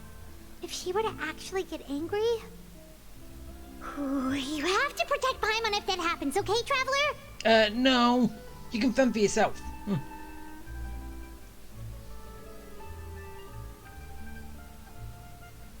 Oh, well, in that case, we should just plan on running away. We'll grab Linny and the others and we can make a break for it as fast as we can. Was that Clevy? Look! Yep. Look over there! Quick! Let's catch up with her before anyone sees!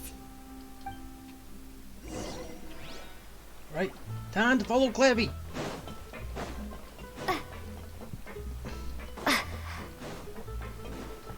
And see what she's up to.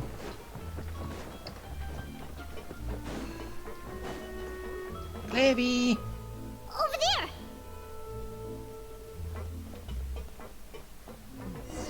Huh?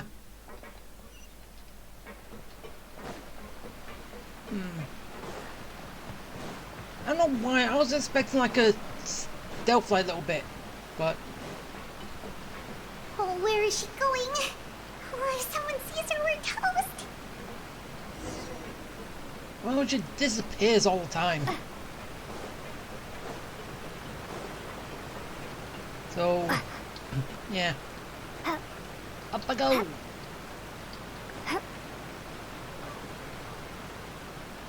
Almost there. Oh, look! She stopped!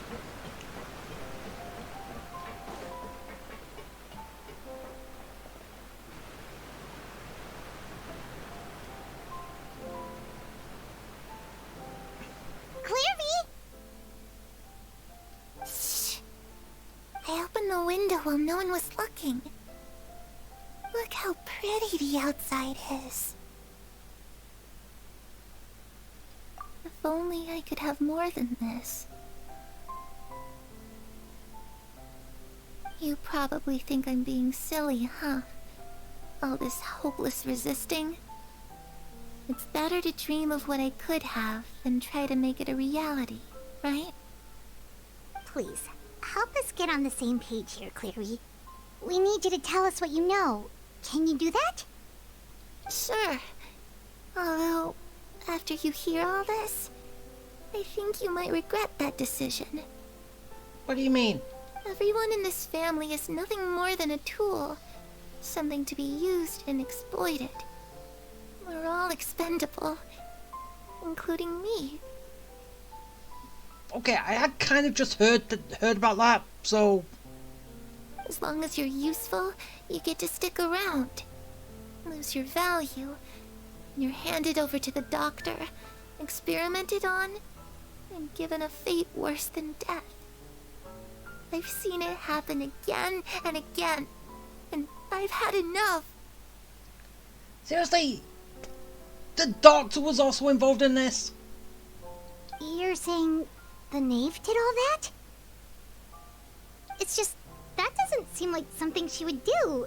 She's scary and all, but it seems like even she has lines she wouldn't cross. I knew you wouldn't believe me. Everyone thinks she's a good person. They all think of her like a real mother. Ah, yep, there it is. It's mother, but this house has father. Arlecchino already killed mother. Mother?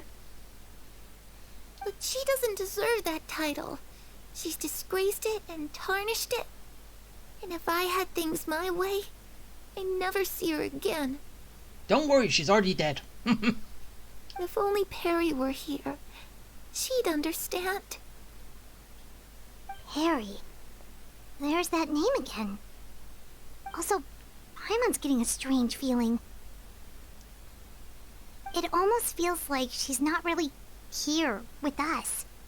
Paimon can't tell if she's actually talking to us or if she's mistaken us for someone else. Well, in any case, it seems like she really needs someone to talk to.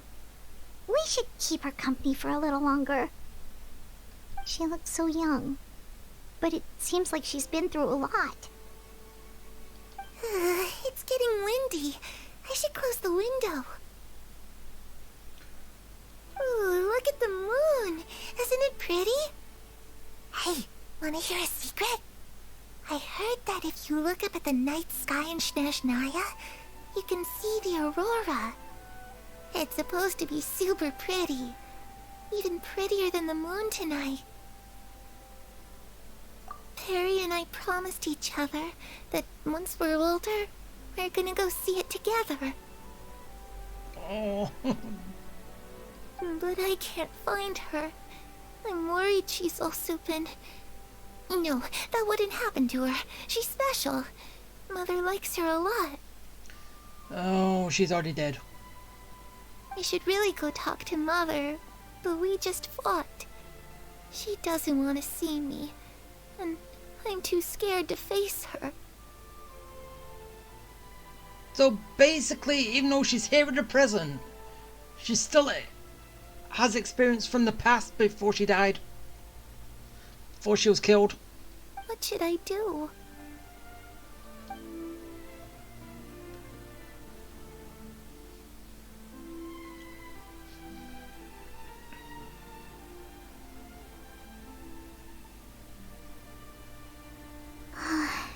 My mom really doesn't understand what's going on with her. Well, let's head back. We've got an early morning tomorrow. Okay. All right, looks like we're all here. Let's go ahead with the plan. Oh? What is it? What makes you ask that? Well, why don't we just ask about Mother? Well, we kinda ran into Clairvy last night, and that's what she told us. We met the doctor back in Sumeru. He's super dangerous, and he's done all sorts of bad things. Oh yeah, we already know that. It's possible that Father and the Doctor have had certain dealings, but I don't think Father would work with him. But then again, Clavy spoke about Mother. We're not really on the same side, so there's not a lot of trust between them. That doesn't exactly set the stage for a successful partnership. I did hear, though, that when Father first became a Harbinger, the Doctor offered to work with the House of the Hearth. Father rejected most of his proposals, except for one. It had to do with some sort of secret experiment. Secret experiment? Could that be what Clairvy was talking about? I don't think so. I don't know any details about the experiment itself, but I do know it's an entirely independent operation. The Doctor only proposed a direction for the research. That was the extent of his involvement. I still don't think that counts as working together. The details of the experiment are confidential, but complete records are kept on all participants. That doesn't seem to be the case with the situation Clairvy referred to. I know you don't agree with some of the Fatui's methods, and I'm not asking you to. But I am asking you to trust us on this. The House of the Hearth has its own principles. There are certain lines we're not willing to cross. Father won't cross. Mother did. Alright, that's good to hear at least.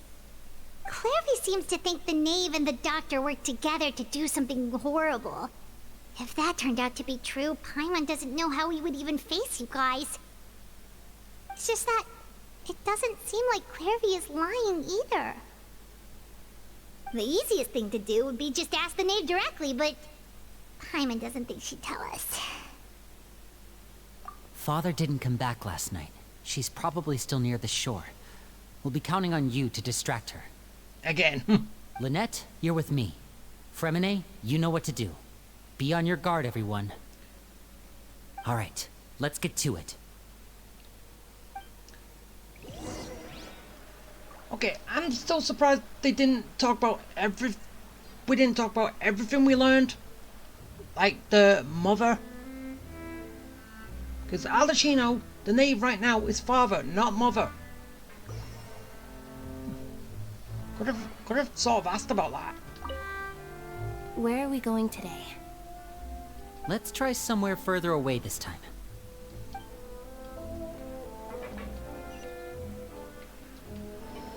So I'm basically just going back to the shore. Okay.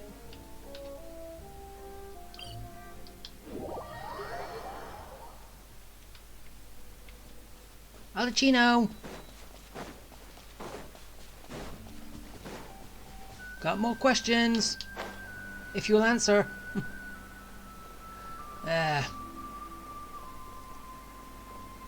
Are we gonna actually get the information about Mother being a different person than Arlecchino? Because if Di's said, then it could open some things up of how it was before, and she talks about that incident.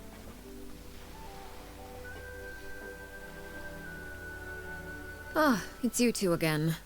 I must say, you look a bit pale. Did you have trouble sleeping last night? Late night. A little. Perhaps if you had less on your mind, you'd be able to absolve yourself of such troubles. So what are you planning to do now? Catch up on some sleep? Or should I give you some time to rack your brain for a topic to discuss before I ask any questions? Although I must profess to being curious. Without child here, how do you plan on distracting me? Oh, so she does know what they're doing. Us? Distract you? A good one. But no, we were just here for a chat. Oh, she does know. Looks like you could have used some extra time to think. No matter. If you don't have any other plans, why don't you accompany me somewhere? Where are we going? Don't worry. I'll be sure to steer clear of any scheming children. The ocean breeze is sure nice today. Children always think they can hide things from the grown-ups. But nothing gets past me. Least of all a little scheming. I think I'll let them have at it for a little longer. I can be very patient. Hey, it's not that scheming anything. They're trying to help. Well, I'll leave you to think things over.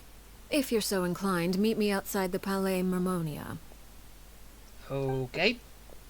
Good things come to children who do as they're told. So I do hope you decide to tag along. If only for your friends' sakes. What should we do?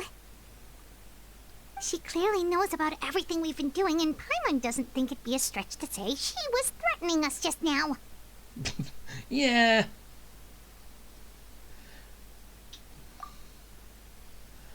Alright, release the bird. She knows. Oh, good idea. Hopefully he sees it in time. Well, we should probably head to the Palais Mermonia. Paimon doesn't want to find out what happens if we don't show up. Based on what the knave was saying just now, it sure didn't seem like it'd be anything good. Okay, then we probably shouldn't keep her waiting. It seems like Linny and the others are on thin ice, so let's do our best to not get them in any more trouble. We're getting people in trouble. Sorry. Don't mean to. But, hope things just work out in the end.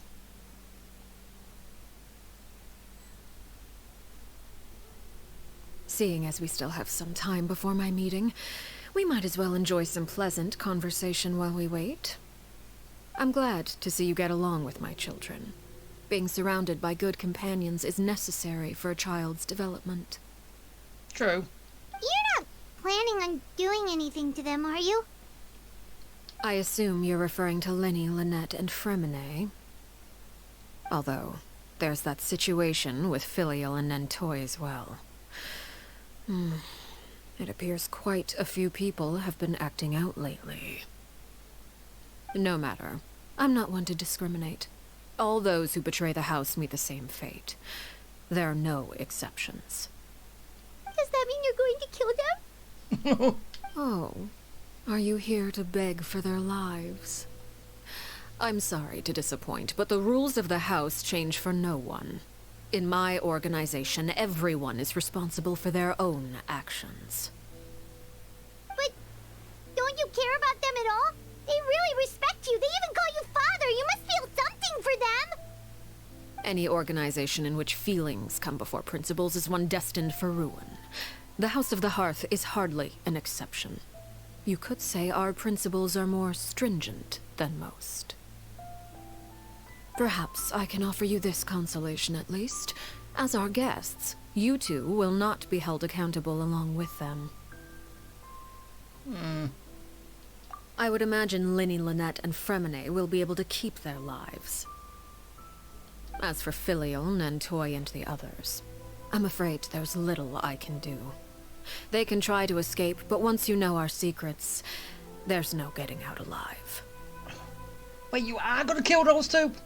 But that's awful. Ah, you seem concerned.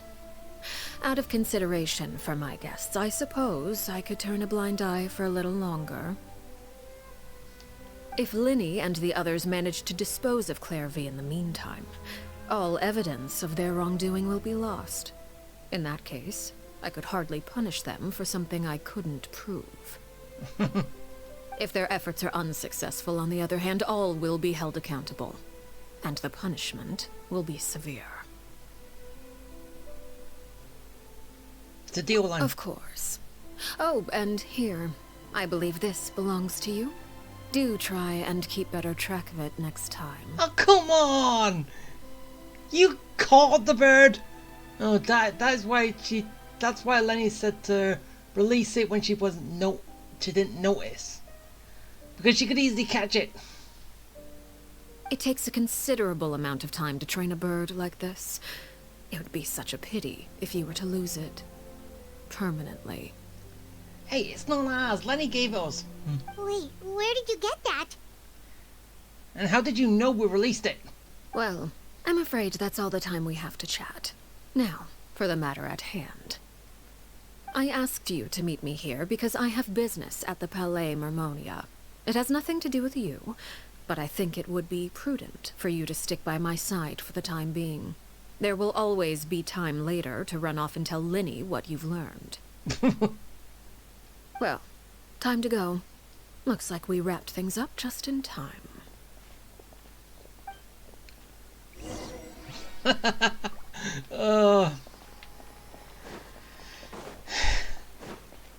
Seriously? So much. She already knows everything.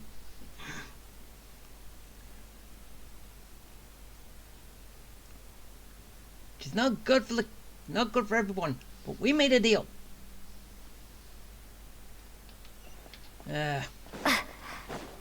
Right, so.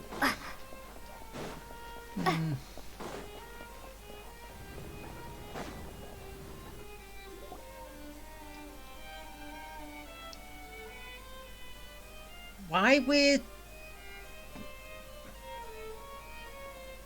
It's been a while, Monsieur Neuvillette. Why was he Neuvillette?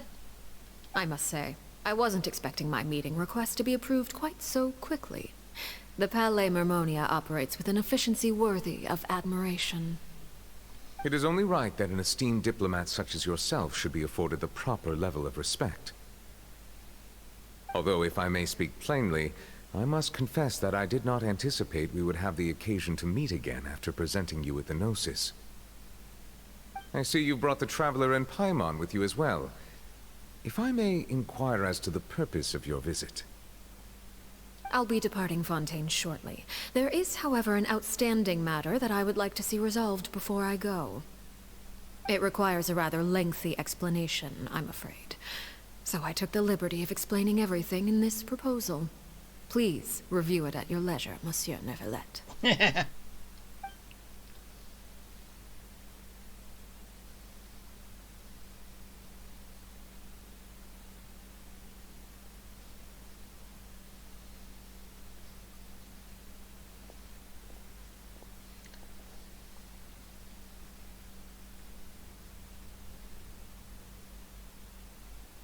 Okay, now we're just waiting.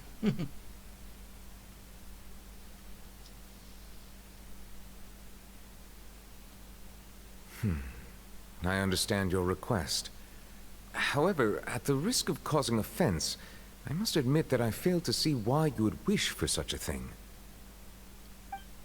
I heard you have a certain fondness for water tasting, Monsieur Neuvillette, so allow me to use water as an analogy. A family is like a large body of water with countless rivers flowing in and out. As someone who watches over this system, I would hope that each river that flows from the source will eventually reach the ocean. Of course, objectively speaking, I know this is impossible. Most of the rivers will dry up along the way, disappearing into the ground and leaving nothing but a barren riverbed behind. Not all rivers are destined to reach the ocean, but I would not see their existence rendered meaningless. I believe the water that flows within them is simply meant for a different destination, like a field in need of irrigation. Or perhaps the glass of a certain water-tasting enthusiast. Did you get any of that, Traveler? Nope. Your words paint an optimistic picture indeed. Allow me to remind you, however, few among us are willing to sip from a glass filled with tainted water. It may have been tainted at one point in time, but not to worry. I'll make sure it's drained of all impurities and returned to its cleanest form. I think I'm starting to get now, but I seem to recall there being a transactional aspect to your proposal. Perhaps you could expound on that? If you accept my proposal, Monsieur Neuvillette, I will gradually withdraw my forces from Fontaine. And, unless absolutely necessary, I will no longer carry out any special missions within Fontaine. I presume I can take your words to mean that, in the future, cases similar to the Tartuffe assassination will cease to cross my desk? Tartuffe? Ah, that thief who embezzled funds from all those charities, you mean? My deepest condolences to his family, but without any evidence, I cannot imagine how the House of the Hearth might have been involved in his passing. Of course, if you accept my proposal, Monsieur Neuvillette, I'm sure certain measures could be taken to reduce the frequency of such troubles. You choose your words carefully indeed. In that case, I am inclined to accept your proposal. My thanks for your generosity, Monsieur Neuvillette. Well, with that settled, we should be going now. I took the liberty of bringing along 2 bottles of spring water from Snezhnaya for you to enjoy. I do hope I get the chance to hear your impressions. Perhaps at our next meeting, yes? Indeed. I trust you would not overlook your commitment in the meantime. All right, Traveler Paimon. Time to go. okay.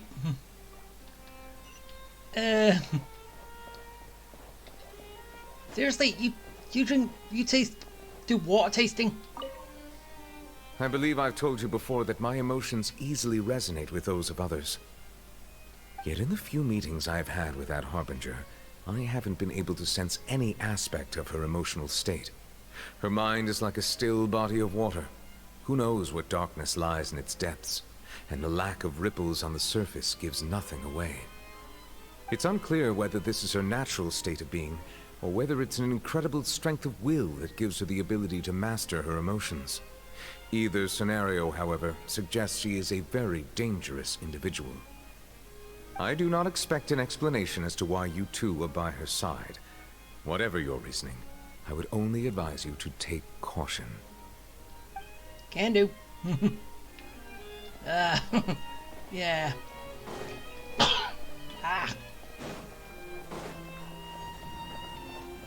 I sure hope it's all good. No problems.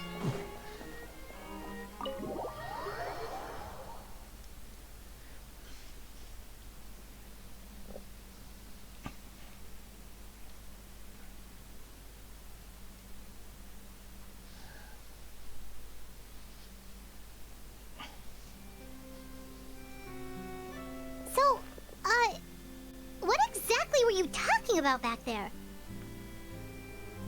probably what the house of the half that's going to be staying here is going to how it's going to end up. I think that's what it was about, right? Paimon only heard you mention some rivers, a large body of water, and then some kind of irrigation scheme. You really want to know? I would imagine there might be more pressing concerns at the moment. Lenny, Paimon really hopes everything's going okay. Well, then basically it's about an orphanage becoming an actual... Well, not linked... However...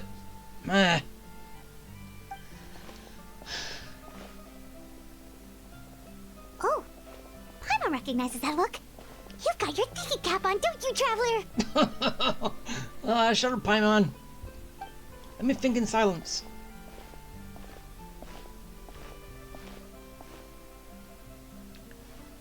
Yeah, I don't know.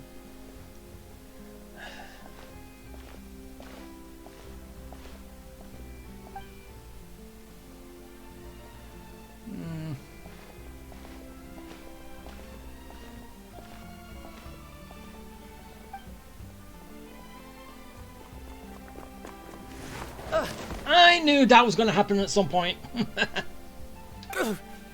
Oh, shoot. Are you alright?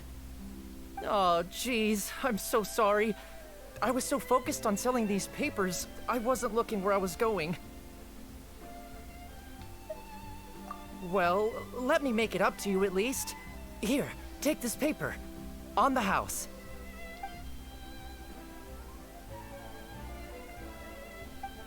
Oh, you don't have to give us anything. Please, I want to. It's not like I'm short on supply. All the extras will be useless come tomorrow anyway. It's my fault, really. I was just trying to bring home some extra mora for the family, but I bit off more than I can chew. I haven't had many takers today, so I'm still swimming in papers. What's going on here? Nothing much. I just ran into your friend here on accident. I should probably get going, actually, so... Hold on. Of course, I'm happy to compensate you with mora, it's just... I don't have any on me at the moment. I'll take 3 papers. Here. Your payment. Oh! Thank you for your patronage. May the Archons bless you with good fortune. If only I had the chance to run into such generous customers every day. I should probably just take on a smaller inventory though, right? I'm getting married soon, so sometimes it's hard to not get ahead of myself. Anyway, I should head out. Goodbye! Well, now that my affairs are settled, we should take the boat back to Poisson. We've even acquired some light reading to enjoy along the way. Actually, why don't we stick around for a little longer? Paimon just realized how hungry she is. She can't head back to Poisson on an empty stomach.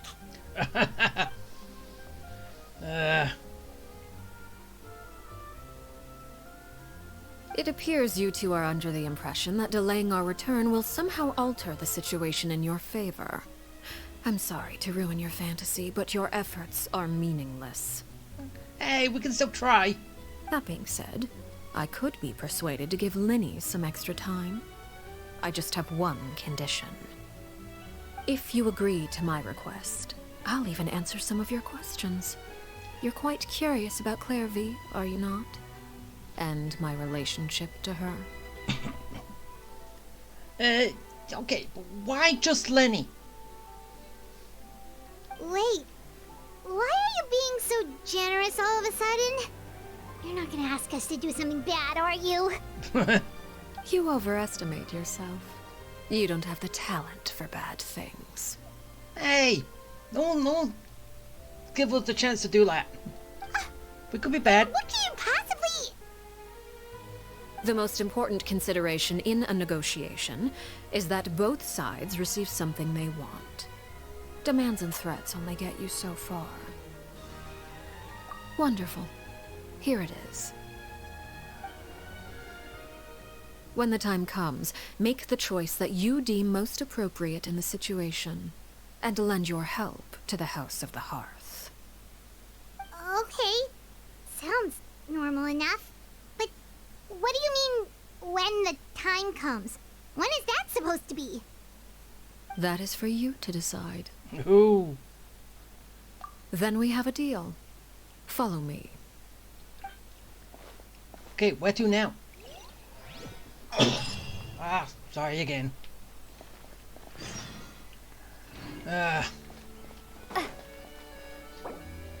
Come on, I keep doing that. Well, second time doing it, but still. It's annoying. Seriously, why is nothing there?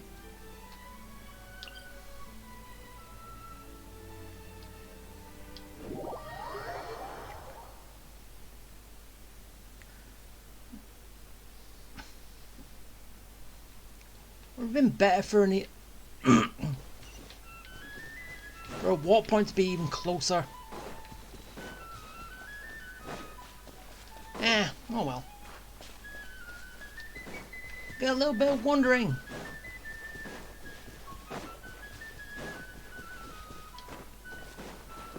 And hopefully come on, get up there.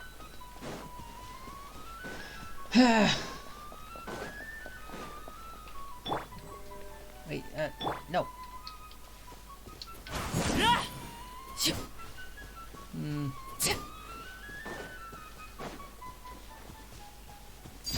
Overruled.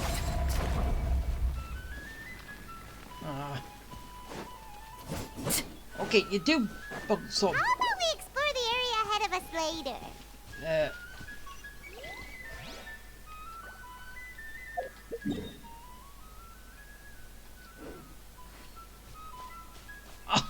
Come on, just. Really?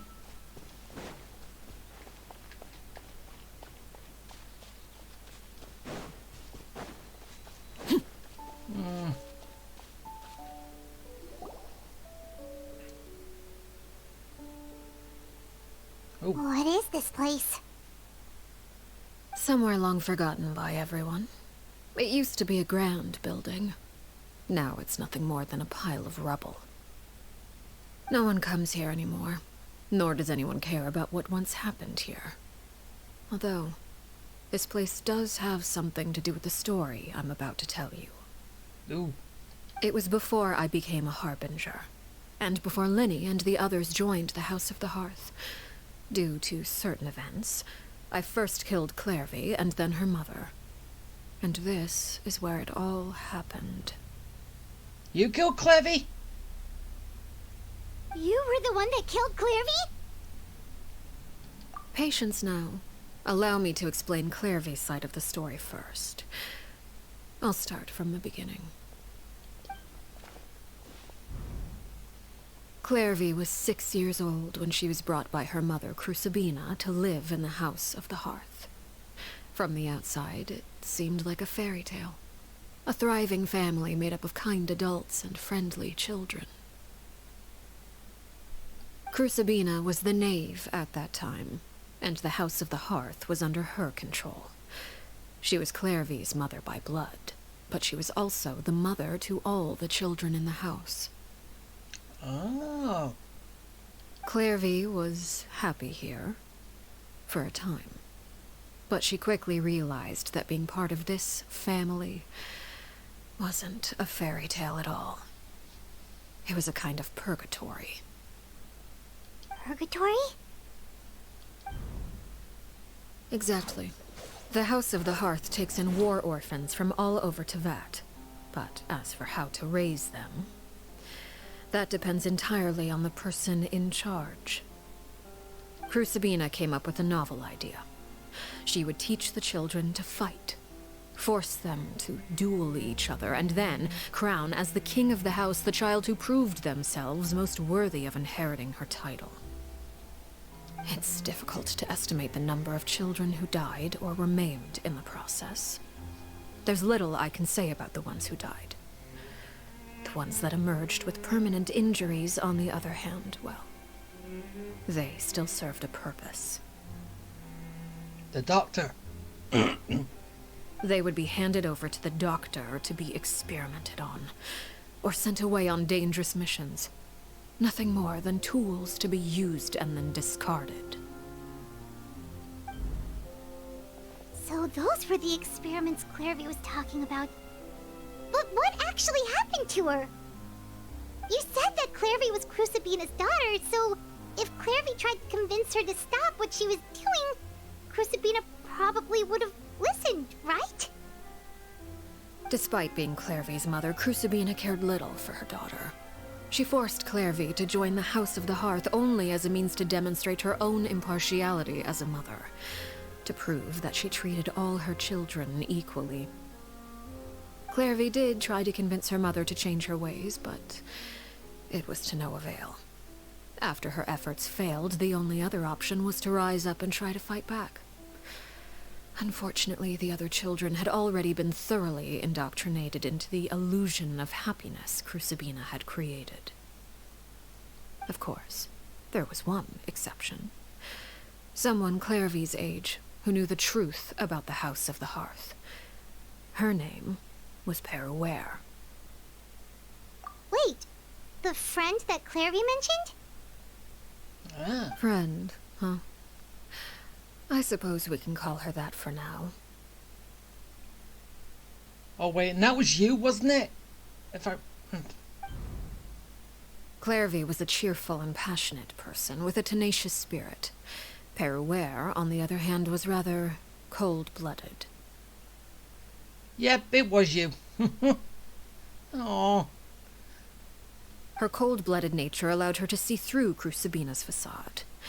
Yet, it was also this cold-bloodedness that prevented her from acting against it. At least at first. While Clairvy longed for freedom, Peruere was convinced that, amid all the fighting and violence, she would make it until the end.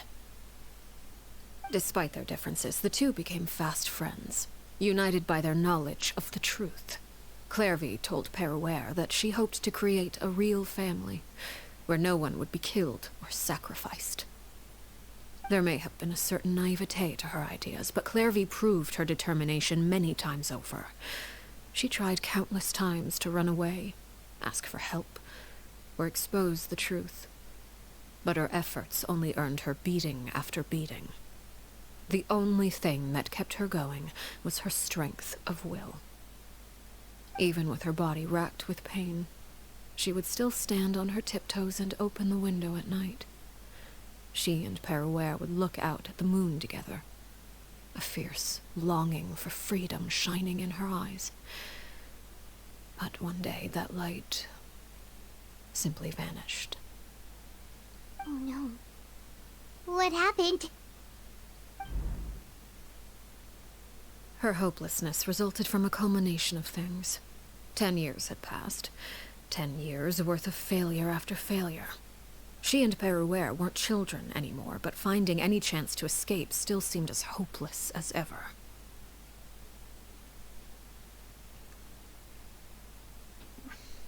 It was during this time that Peruere suggested a new plan.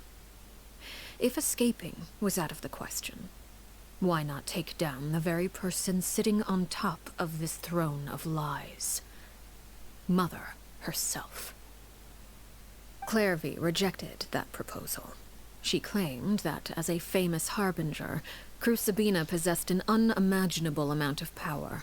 Trying to kill her would have an incredibly low chance of success. Clairvy never gave another reason, but Peruere could see it written all over her face. Clairvy still thought of Crucibina as her mother. Killing her own flesh and blood was a line she couldn't bring herself to cross. If she couldn't escape and fight back, then only one option remained. Precisely. Death was the only way that she felt she could be free. It happened during a duel. When she arrived at the dueling ring that day, her partner turned out to be none other than Peruere, the very person that had stood by her side all those years. It was a fierce battle, but ultimately, Clairvy decided to let Peruere end her life. From that moment on, Peruere's journey was one written in flames. When the rain finally came and washed it all away, there she stood, the sole victor in Mother's endless game of slaughter, a trail of corpses strewn across her path to success. It was the very result she had predicted 10 years prior. Even then, she believed she would make it until the end. She wasn't surprised by the fact that she emerged as Mother's undisputed heir. Rather, her success left her with an inexplicable sense of restlessness. She was unsettled, and there was only one thing that could quell that sensation. Perhaps you two would like to take a guess as to what it was? Kill the person on top. Crucibina, you mean? But... Correct. This is the place where Peruere killed her best friend. A mere year later, this is also the place where she fought tooth and nail to kill the mother they shared. The moment she acted, any conception of what was right or wrong ceased to matter. It's one of the principles of the house. Only those who survive get to write the rules. Well, true. They do say the rules are written by the winners. So, right? Oh no, history is written by the winners, but Peruere won the battle, and became a harbinger herself. After which Her Majesty, the Tsaritsa, bestowed upon her a new name. Arlecchino. Yeah. So the Perry Clairvy was talking about, it was you all along. You're Peruere. Arlecchino is just a name you got later. I left that name behind long ago. I must say, hearing it now does bring back memories. Well, of course it would. After I defeated Crucibina, the moniker of Mother died with her. I chose to forego the title she called herself, and even chose to give up my own name. I rebuilt the House of the Hearth under a new identity. Not only as Arlecchino, but as father. And that is where the story ends. So that's why you're calling Any yourself... more questions? That's why you're father to Lem, not mother, because you're different from past generations. From the past.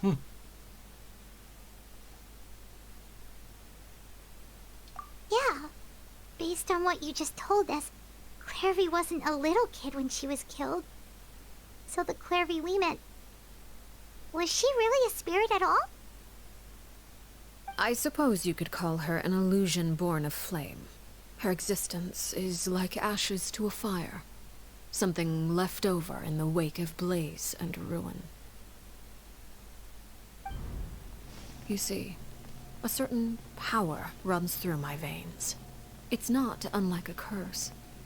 My flames leave behind shadows of anything they consume. Of course, the chances of those shadows morphing into a sentient entity are exceedingly slim. Clairvy is a very special case. So what, you're saying your flames is basically like the ley lines in that Clairvy died when she was 16 years old, but what emerged from the flames was her 6-year-old self. Her appearance wasn't the only thing affected. Most of her memories were lost to the blaze as well. Memory is a mysterious thing indeed. Losing a portion of your memories will alter your sense of self. Lose 10 years' worth, however, and it would be like living in the past. like returning to a version of yourself that never grew up. No wonder Paimon got such a weird feeling when we were talking to her. Perhaps I should put it this way. Clairvy is someone trapped in time. It may seem like she exists with us in the present, but she truly lives in the confines of her own past. So if all of that is true, then you must have known about Clairvy for a long time. Indeed. She's a rather volatile and unstable entity. Sometimes she would look after the children. She's even saved some of their lives. Yeah, no, we've heard about that. But other times, she would hide from me and become obsessed with revealing the truth about the house to anyone who will listen. Shadows don't have the capacity to learn or grow. Any new information they encounter is quickly forgotten over time. Your attempts to expose Clairvy to sunlight, they failed, yes? The reason is actually quite simple. In Clairvy's mind, the house is impossible to escape, and it is this very perception that traps her there. But no matter. All I have to do is kill her again, and all will be resolved. I don't anticipate so much as a single speck of ash will be left behind this time. Oh, come on! Wait! Paimon can understand why you might want her gone, but isn't there another way? Yeah. So what if she's trapped in her 6-year-old self? She's still your friend! At least talk to her first! It's too late for that. She broke the rules, and now she must be punished. That goes for Filial and Nantoy as well. She's had quite the effect on them. I hope you understand. The difference between Crucibina and myself lies in our formulation of the rules, not our policy for enforcing them.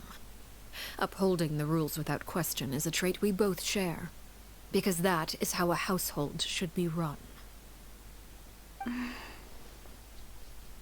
Is this really what you want to do?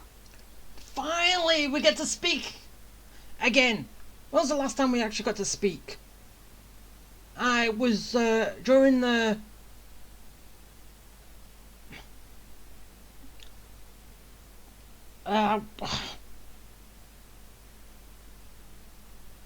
The last trial that we did.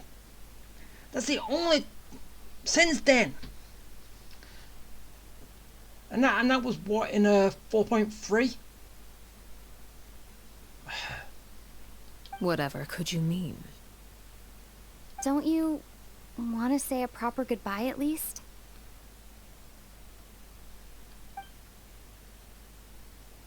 Whether as a killer or as a father, there are two things that must be avoided at all costs: anger and sorrow. Anger makes you impulsive. Sorrow causes you to waver. Well, it appears it's about time to proceed. Before we arrived, I told some of my well-behaved children to bring our troublemakers here by nightfall. I do believe I've kept my end of the deal. I gave your friends quite a bit more time.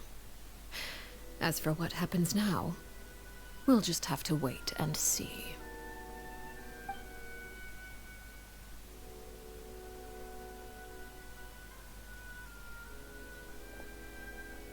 Here they are, Father. Oh, you gonna execute him? Seeing something like that would actually be a first for me. Lenny! I'm sorry. I heard about how you helped buy us more time.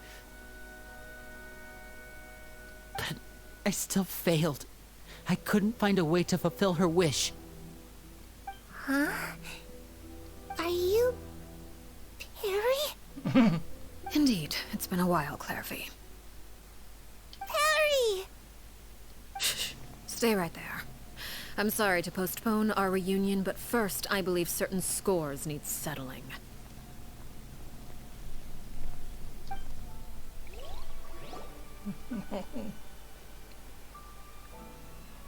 Father, let me explain. Out of my way. Father! You chose to conceal a threat to the house. And for that, you must be punished. Overall, however, I suppose your wrongdoing is hardly the most egregious of the bunch, so I'll deal with your punishments later. As for right now, the more pressing concerns are the traitors among us. By traitors? Do you mean us? Father, let me explain. We didn't mean to...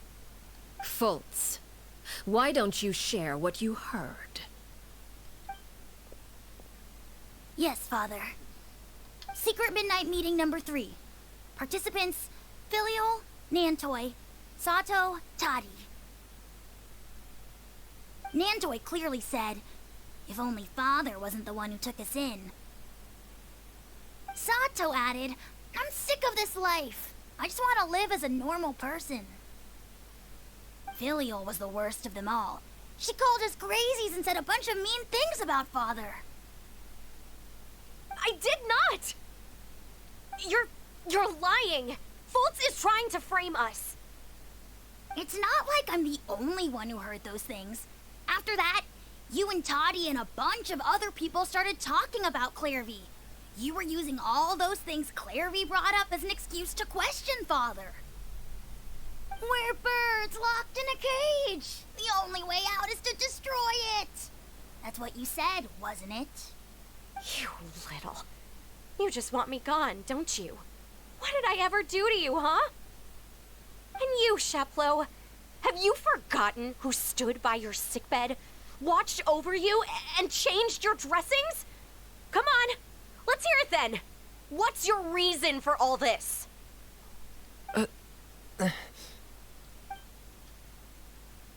You're wrong, Filial.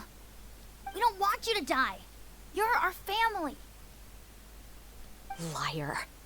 You wouldn't be doing this if that were the case. So why? Why have you backed us into a corner? We all live in the House of the Hearth. You know the type of work we do, Filial. A single betrayal can cost dozens of us our lives. It's not like it's never happened before. That kind of thing is hard to forget. That's why the House of the Hearth cannot tolerate any form of betrayal.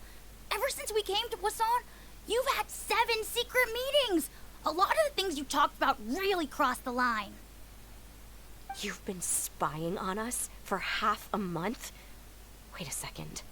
Now that I think about it, the move to Poisson was just a way to make it easier to spy on us, wasn't it? Because we were all in one place. You've had this planned all along. Filial, Nantoi, I'm sorry. I owe you both my life. I owe Clairvy too. If it weren't for all your help after I got poisoned, I wouldn't be standing here today. If this were any other situation, I would do anything to repay that kindness, even if it cost me my life. But rules are rules. I'm sorry. My hands are tied. Why? Why? That's enough, Filial. We made a mistake, and we should own up to it. We broke the rules, plain and simple. And now we have to face the consequences. I'm sorry, Sheplo. Fultz. I'm sorry, Father. We accept our punishment. Chapleau, according to the rules of the House of the Hearth, how should these traitors be punished? All those who betray the house pay with their lives. And so it shall be.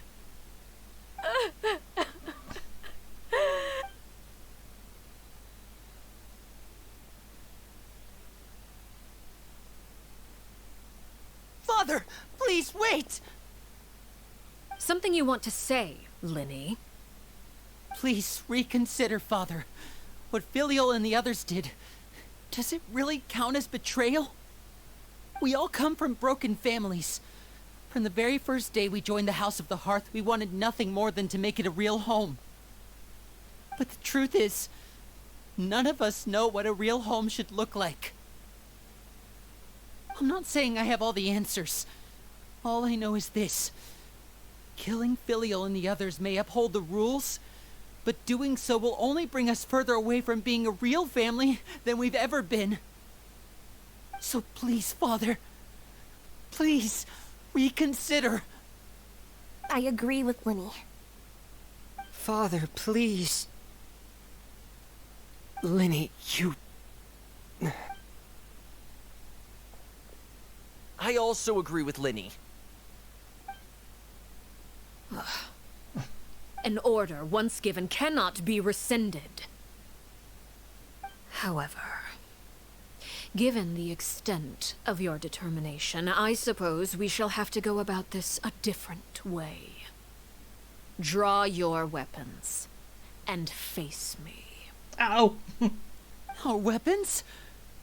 Father, are you referring to a duel? Precisely. The rules of the house will not be altered. Traitors must be punished. However, resolving disputes with a duel is also one of our rules, one that also applies to me. Demonstrate a sufficient showing of strength, and I shall offer a concession. Wait. Beat Father in a duel? Impossible. Father is way too strong, even for Lenny.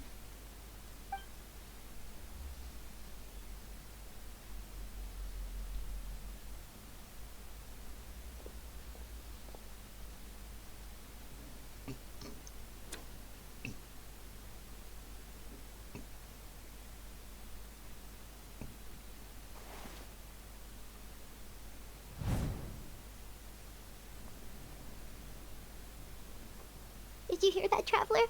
Lenny and the others have to duel the knave. What should we do? Can they really win something like that? If they lose, those people from the house are really gonna be executed. Hey, are you listening? Yes. Don't you want to say a proper goodbye at least? Anger makes you impulsive. Sorrow causes you to waver. Ah, she is. Sort of.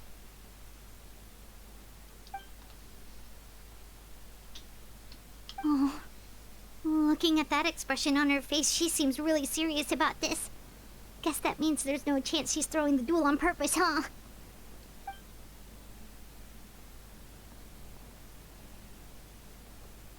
When guests are around, families are often on their best behavior. And any disputes are less likely to escalate. When the time comes, make the choice that you deem most appropriate in the situation, and lend your help to the House of the Hearth. Ah, so basically we're gonna step in. What's wrong, Traveler? Hey, where are you going? Traveler? You're asking to join the duel against the knave? I'll allow it. We do have a ready-made dueling ring at our disposal, after all. So is it gonna be me and Brimley, Lynette, and all of us trial characters? Is that gonna be it? All I would advise is this. Keep a firm grasp on your weapon, and give it your all. Any less, and you may just lose your life.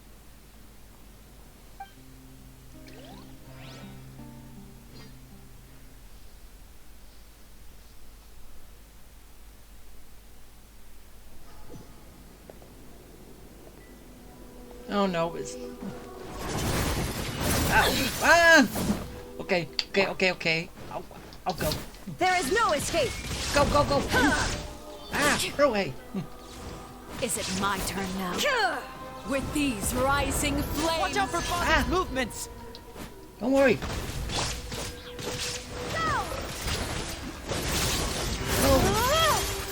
Ah. Is it my turn now? Spare your energy. Ow. Running is of little use. That hurt. Over here. Is it Get her! Destroy! Go, go, go! Keep it up! Now you shall perish! Is it my turn now? With these No, it's not. rising flames! Look out! Now that's more like it. Get her! Go on! You can do this! You know, yes, it's not really much, but eh. Ow, run away! And voila! Oh my god, I dodged that. With the fall of darkness, Ow, run! destruction shall rise. Ah! Wait. Have a taste of purgatory. No, I don't want to. Ah! Are you alright? Ah! With these rising flames. Ow! Spare your energy. Bleed! Running is of little use. Ow! Getting gear. That hurts. Wait, nope. Okay. Spare Yep. your energy. Running is of little use. Ow. No! Like a fly Dave. tangled in a web. Be gone! Ah! And voila! With these rising flames.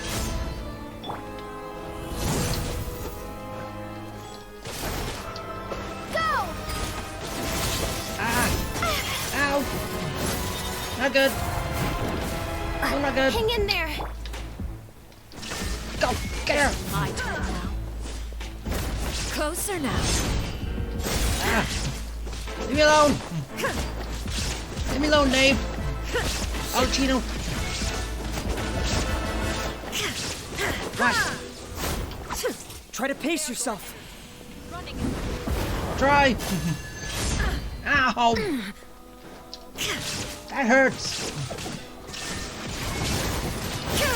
Ow! Run away! Spare Heal. your energy. Running is of little use. And voila! Ah!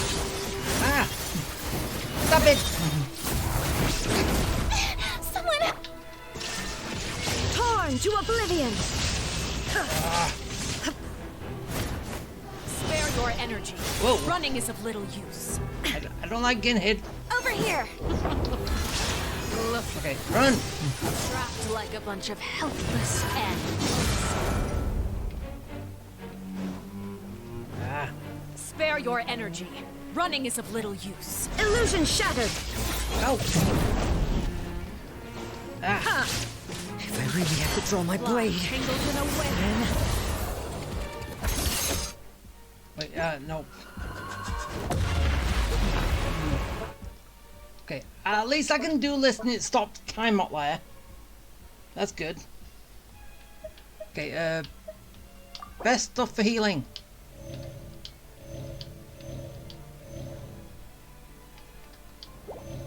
That'll do. Spare your energy.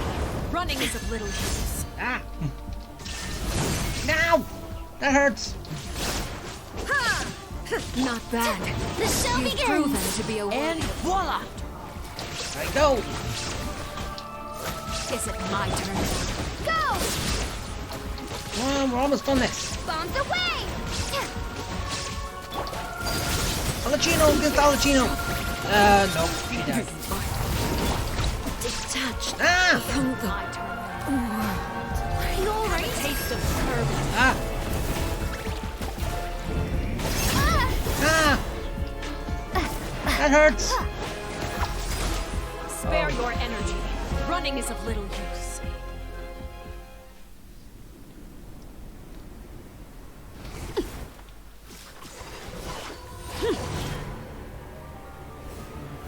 Uh-oh.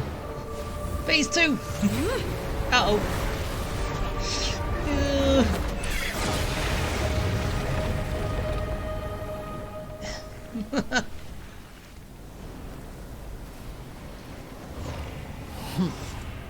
Why do I have to have two phases? Why does she have to have two?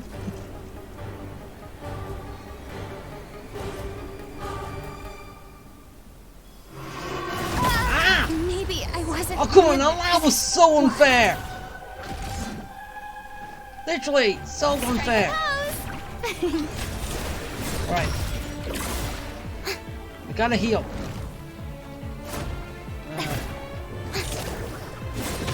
Someone help me! Yeah. I definitely need some help. It kind of sucks that I can only heal one at a time. Revive one at a time.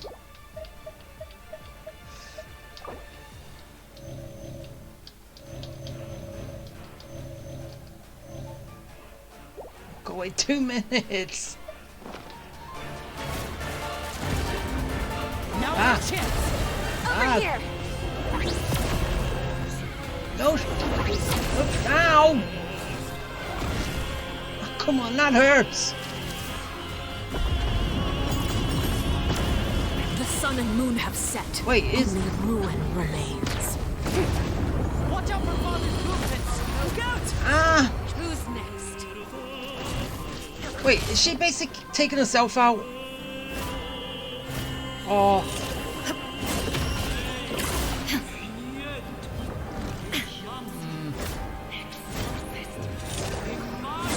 Now Ow.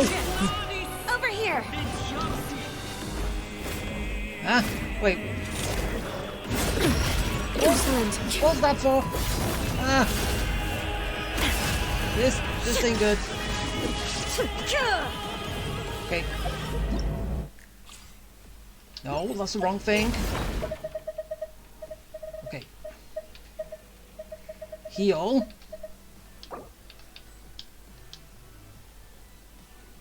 Don't tell me.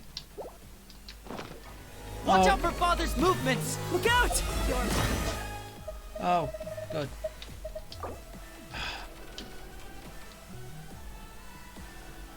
Because I'm full. No fair. Made manifest. Yeah, okay, she is taking herself out.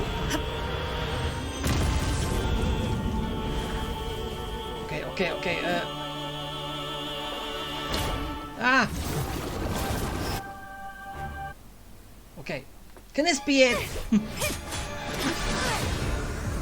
Ooh. Close shave!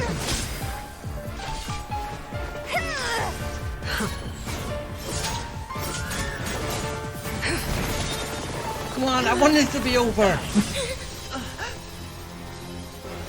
I'm almost dead. You should know better than to crowd in one place.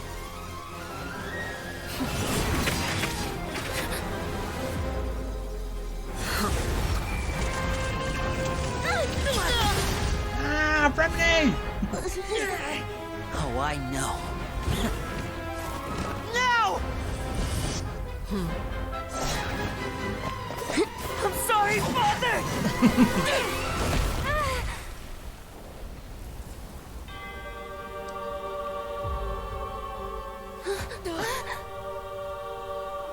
Sorry for what? This pitiful excuse for an attack.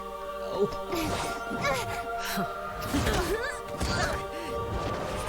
Okay, now that kind of hurts. Doesn't it?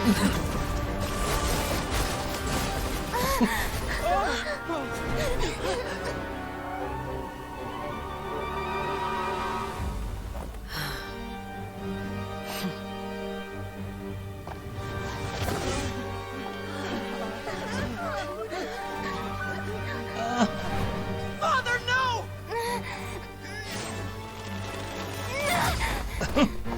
I broke free! Made it out, did you? You're stronger than I expected.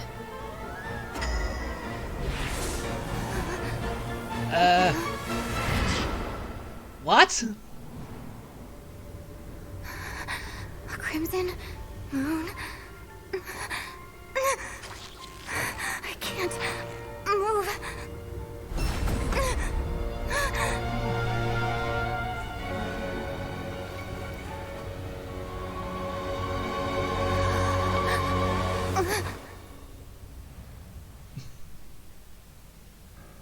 Still, Not strong enough to beat me. Hey! Came close!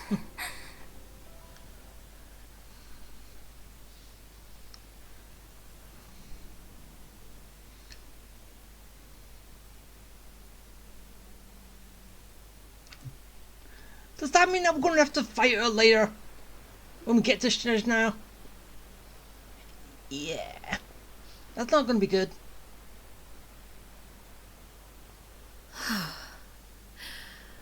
I believe we can end things here. It's not often that we get to enjoy the company of guests, after all. We wouldn't want things to get too out of hand. Brother, are you alright? Lenny. Given that I am the victor of this duel, as agreed, the punishment stands. No! I never thought things would end like this. However, everyone involved in the duel demonstrated a remarkable level of strength and determination. In light of this, I'm prepared to change the method of execution. Elwar, the bottled flames I gave you for safekeeping. Do you still have them? Yes? I wasn't sure what they were for, but I've kept them super safe. I didn't lose a single one. Wonderful. Then, in just a moment, I'll have you administer them. Huh? Bottled flames? Indeed. They're the product of a secret experiment. Under certain special circumstances, flames can be extracted from my person and preserved. Once ingested, searing pain will spread across every inch of your body. No harm will come to you physically, but your memories will be burned away. If you can withstand the pain, when you awake, you'll have forgotten everything you know about the House of the Hearth, and will be expelled from the organization. Ah! Oh, so she's basically just wiping their mind clean. In other words, administering this concoction will kill the version of you that grew up in the house, and give you a new identity.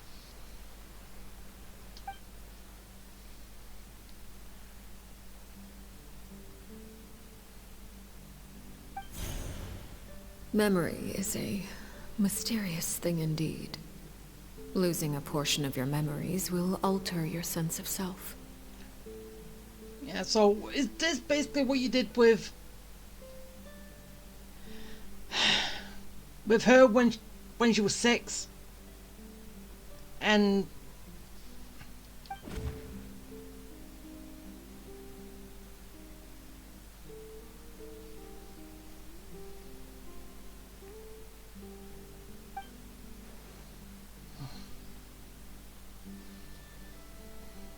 So, you're just letting us go, Father? but you're forgetting everything you already knew. But you will still stay alive. You misunderstand. Memories are extremely important. Once consumed by flame, the version of you standing before me will die, and our secrets will die with you. So no, I don't intend to just let you go, because the person who survives will be nothing but a stranger. Even so, I won't have to live in fear anymore. I'm sorry, Father. I'm sorry I let you down. But I really... Don't cry, Filial. You haven't left the house yet, so there are still rules to be followed, yes? Remember what I taught you. Anger makes you impulsive, sorrow causes you to waver.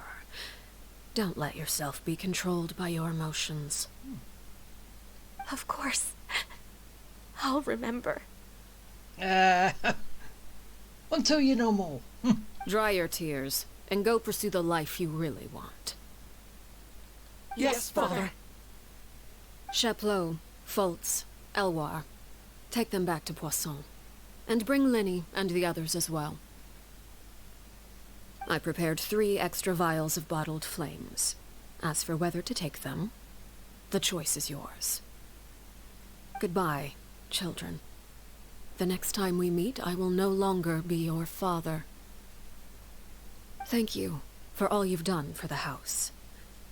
I hope you have bright futures ahead of you.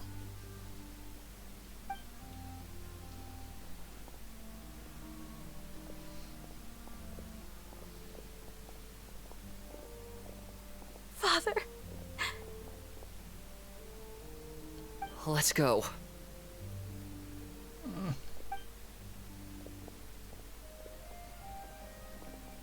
Here, grab my arm, Lenny. I'll help you walk back. Thank you.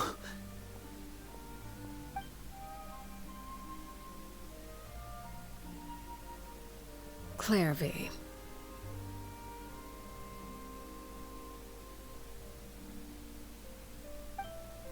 Yeah.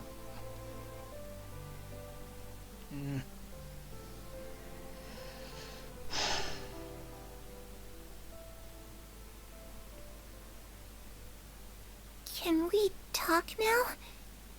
I've been waiting for a super long time. You really are Perry, aren't you? I haven't seen you in so long. How come you're all grown up? Wait, did I somehow travel to the future on accident? Or am I dreaming? What a long dream. Neither. You died, Clairvy. That's what happened. You could have at least sugarcoated it a little. Look, she's done speechless.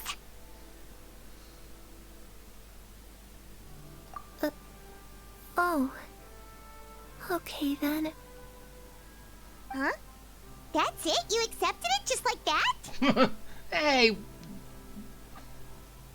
She can accept it. Yep. If that's what Perry says happened, then I believe her. Perry wouldn't lie to me. Plus, I don't really need to know why I'm like this. I'm more curious about what happens in the future.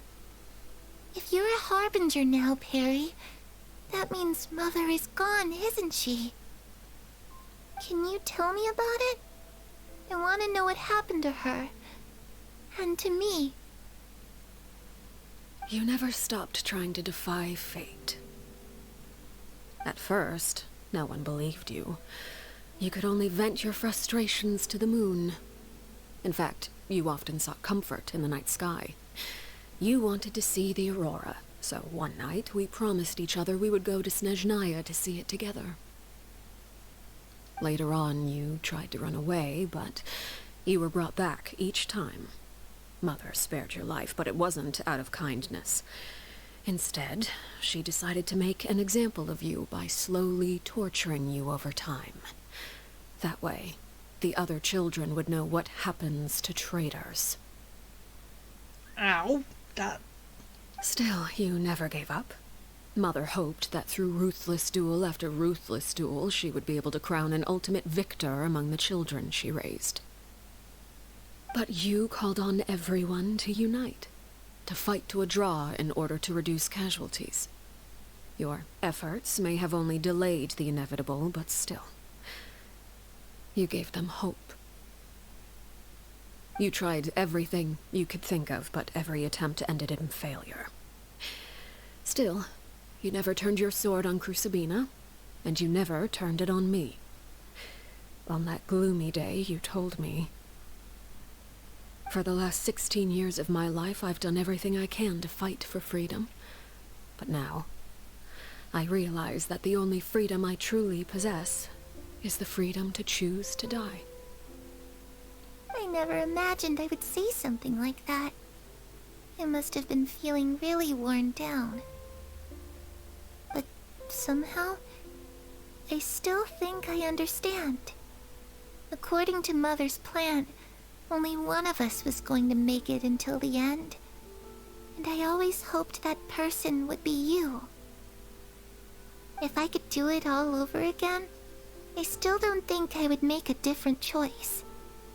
Even when I first met you, I knew you'd be able to do what I couldn't. Is that so? Even now, I'm not sure I truly understand what kind of freedom you were trying to pursue. But as the head of the House of the Hearth, and as the children's father, I've tried to give them the most basic of freedoms. The freedom to choose their own fate. It's something I discussed with the Iudex of Fontaine. The children who want to leave the house will have their memories wiped clean of all secrets pertaining to the organization. In return, they will be allowed to live a normal life in Fontaine without being prosecuted for their past. So that's what you was talking with Nervlet about. Of course, I won't simply hand freedom to them on a silver platter. They have to fight for it and prove themselves worthy of it. Only freedom that is earned has true value. That's more than enough. That's exactly the kind of life I was fighting for. You know, Perry, I think you're a pretty amazing king, and a really great father, too. I'm really happy that you're the one who took over the house. I guess I do have one regret, though. I still haven't seen the outside world. Well, it just so happens that our dear guests over here have been to many nations and traveled to countless places. Perhaps they would be willing to tell you what the outside world is like. Really? Of course! We've traveled all over the place. We've got so many stories, we could probably talk your ears off for 3 days straight. And longer. You know, I used to dream of being a bard. Playing the lute while singing into the winds of freedom. Even if there was no one there to listen, I would have continued to sing no matter what. So yeah, we're just going down the list of all the nations. Even though basically we're not going to be talking about Fontaine, but... Ah, that's where Mora comes from. I never knew that before. If I had some Mora, I would buy 3 new dresses. One for me, one for Perry, and one for Mother. It's just too bad Perry doesn't like wearing dresses. And Mother, well, she probably wouldn't accept something like that either. I guess I'd just have to keep them all for me then. I could wear a different one every day.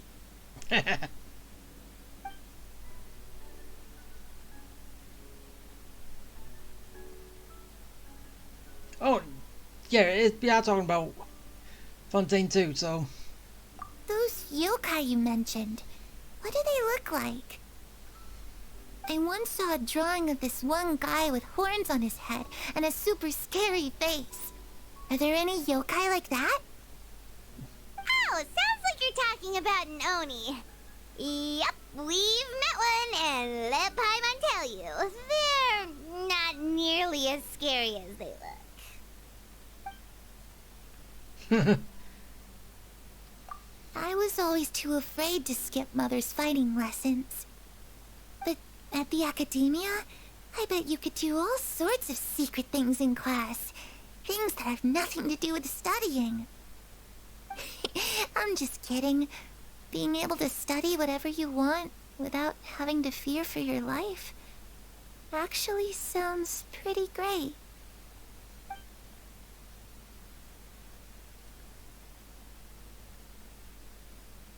The situation was super dangerous. Lenny and Lynette were accused of committing a crime, and they were going to have to stand trial at the Opera Epicles.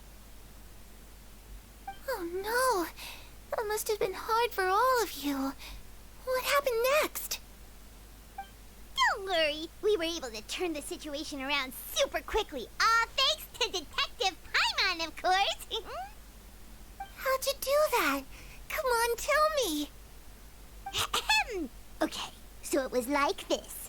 After the failed magic show, we rushed to the scene and...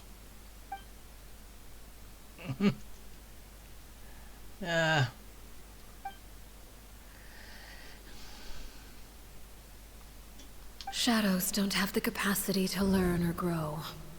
Any new information they encounter is quickly forgotten over time. Yeah, but you do know how to get rid of the shadow without... peacefully?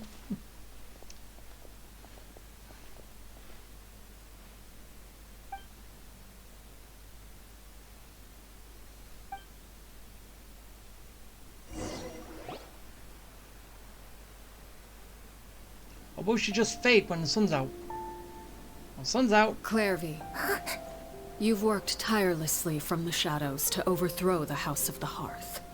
Now, by my authority as the Knave, I shall announce how this matter ends. You are hereby expelled from the House of the Hearth. You are no longer tied to this place, nor are you bound by its rules. You're saying that I can finally leave? I get to experience the outside world as well? Oh, I almost forgot. There's no getting older for me. Still, seeing who you grew up to be makes me really happy, Parallel. Take care of yourself. Goodbye. May we meet again someday.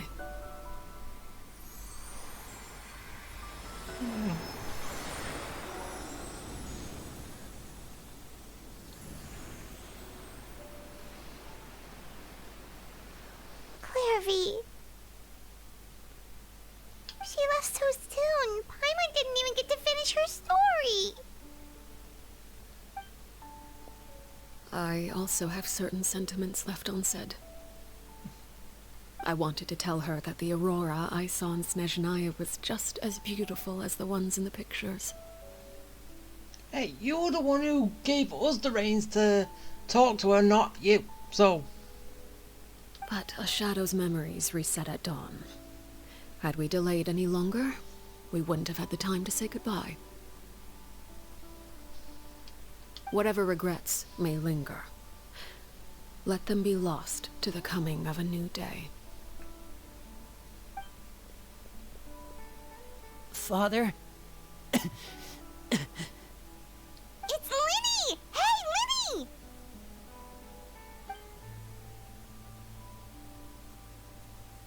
What is he doing back here? Let's go check it out.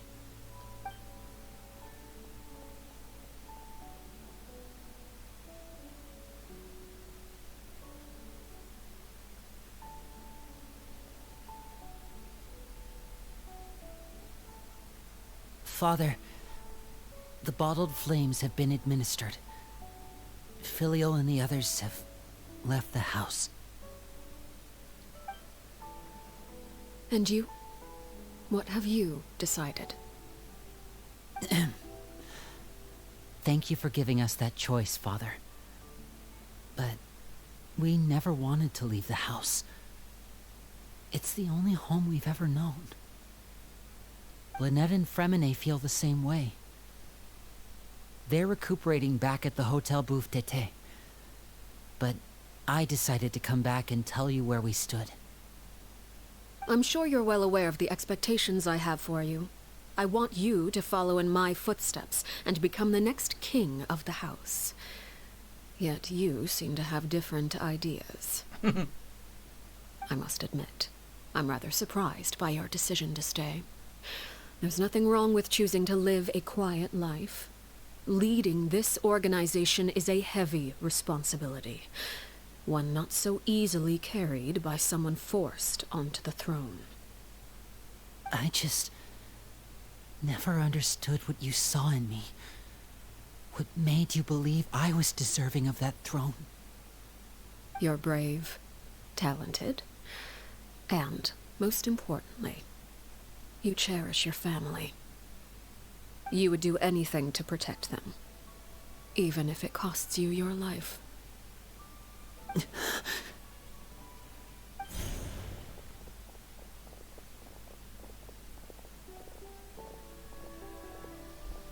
Speaking up back there was so brave of you, Linny.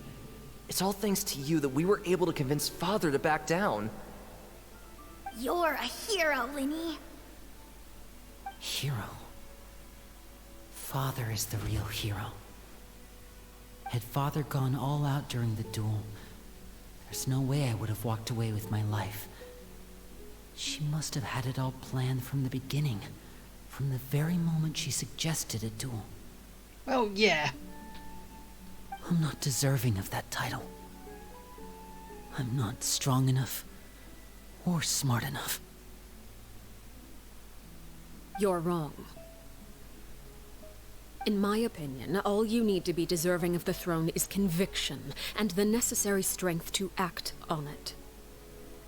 We may have different ideas of what it means to be a family, but you can hardly be said to lack conviction. What you truly lack is strength. For someone of your talent, though, that's something that will come with time. Even without that strength, you still chose to face me in a duel, even though the odds were stacked against you. That capacity to honor your convictions is what I truly see in you. Father. No one knows what the future holds, what tragedy or triumph may be in store. Being at the head of this organization requires the strength of will to face whatever comes. Caution will only hold you back. If reaching a certain standard were required to go after what you want, I would never have succeeded in killing my predecessor. Back then, there was still a considerable gap between our abilities. Strength may decide the ultimate victor, but those who let a lack of strength dictate their decisions or undermine their convictions will never be worthy of the throne. Well, yeah. I understand, Father. Thank you. Children must grow up to surpass their parents. Only then can a family continue to flourish. The road ahead is not an easy one, so I'll ask you one last time. Are you certain you want to stay? You've done so much for me, Father, and that kindness must be repaid. Plus, with Project Stuja at hand, there are many dangers ahead, and I, for one, don't intend to back down. Protecting my family at all costs, that's my conviction. Then you're welcome to stay.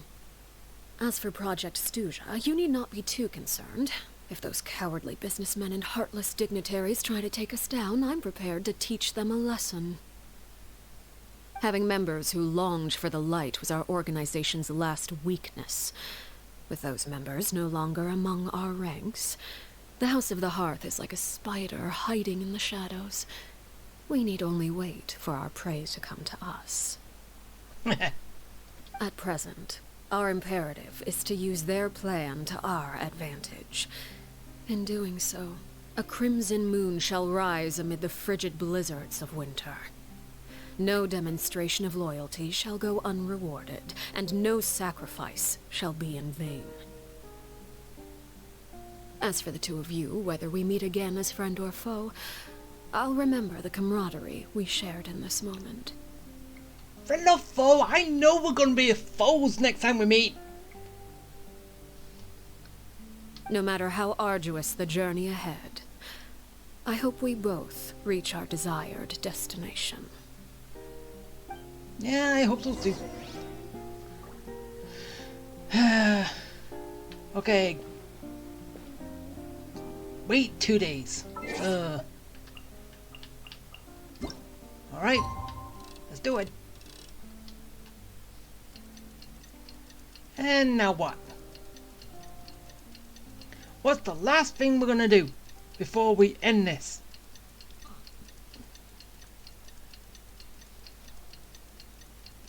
Okay, even though technically I didn't have to wait until this time, I could just done it, well, any time from now at this point, but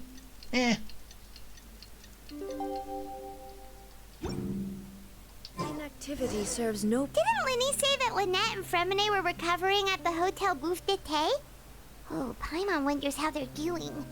Maybe we should go check on them. So yeah, look how much health I've got left. I got beaten up so much. Okay, let's get going. But I'm gonna heal up first because I desperately need it. And then we can finish off this character story, and yeah. Then we're just waiting for something else to show up,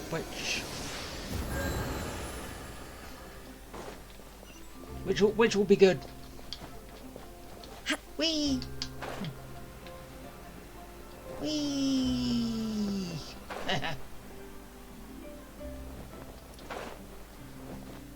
Okay. They're still up there. Okay, fine, I'll walk around.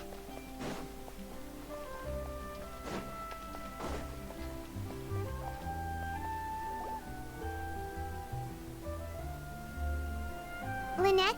Fremine? How are you feeling? Much better.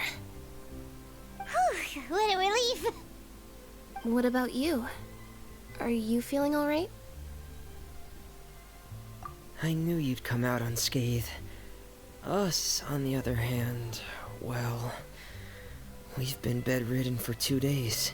I couldn't even turn over. Oh, and I wanted to ask, is Clairvy gone? Linny and the other members have left Poisson and returned to the House of the Hearth. According to him, there haven't been any more sightings of a spirit roaming the house. I see. I'm glad. Father came to check up on us 2 days ago and told us about what happened with Crucibina and Clairvy.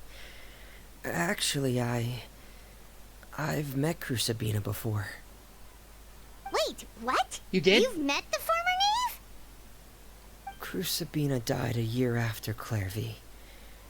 It was during the year between their deaths that I joined the House of the Hearth. Crucibina had an extremely cruel and radical way of doing things. While she was alive, the atmosphere in the house was suffocating. When I joined, though, the experiment she valued so much had already come to an end, and all the people involved, dead and injured alike, were gone. Crucibina never talked about the past with us newcomers. A couple of months after I joined, Father killed Crucibina and burned all her files. With that, the names of all the people subjected to her experiments, Clairvy included, were lost to the flames, along with the painful memories they represented. Ah, that's why we couldn't find them. Father took in Lenny and me a couple months after that, but she never mentioned anything about Crucibina or Clairvy. It really seems like something she was planning to keep to herself. No, yeah. The last time you talked to her, did she mention why she kept it a secret for so long? She said she didn't want us to be affected by the darkness of the past. She was worried we'd develop a false sense of gratitude towards her if we knew about it. True. The foundation of a family should be free of any corrupting influence. Whatever happened in the past, it has nothing to do with who we are now. And that's what Father told us in the end. But I still thanked her for everything. It was only after hearing about what Crucibina did that I finally realized how insignificant our lives could have been. The members of the house meant nothing to her. To say that she valued them in any way, even just as a tool, would probably be giving her too much credit. If Father hadn't taken over the House of the Hearth, I probably would have already...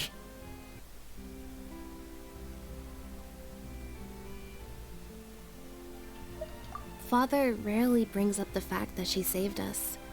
She doesn't believe that being indebted to her should be what ties us together. Well, no. But even if we didn't owe her anything, we would still choose to stay.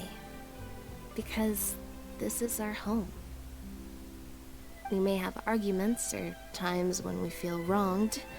Some people may even choose to leave. But as long as Father is here, we will always have a home. Whether the path before us is bathed in sunlight or shrouded in shadow, we'll follow Father wherever she chooses to go. Well, you're not going to Snezhnaya, she's going back home. Well, no, she's going back there. So I wanted to say thank you for helping us make it through this crisis. Without your help, we could have lost a lot more along the way. Oh, we didn't do anything, really. Of course. You're welcome anytime. Are Filial and Nantoy okay? I actually saw them at a cafe this morning. They didn't recognize me. From what I could tell, they were drinking coffee and talking about one of the operas that started running recently. They seemed happy. If I had to take a guess, I would say they finally found the kind of life they always wished for. Aw, that's nice. And I'm done. Hooray! And yeah, hopefully more good things can happen from now on. And yeah, I don't know when the next time I'm going to be back. Because as like I've said, you know, I'm not doing all the special events and stuff. But then again, there is still that, the new area, which I technically haven't been to yet, which is going to be leading down here.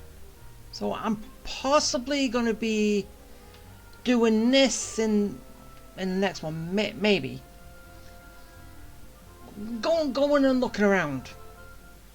But as I said, I'll save that to next one. But even though I'm still surprised with what we had, it didn't even bring us down there. Why? But then again, normally it's only like for the actual main story then when we actually get to go to new locations. That's why that is already something I can already teleport to. But yeah, doing that tomorrow. So yeah, hopefully you all like what you see. But then again, loads of people probably already done it by now. So yeah, let's.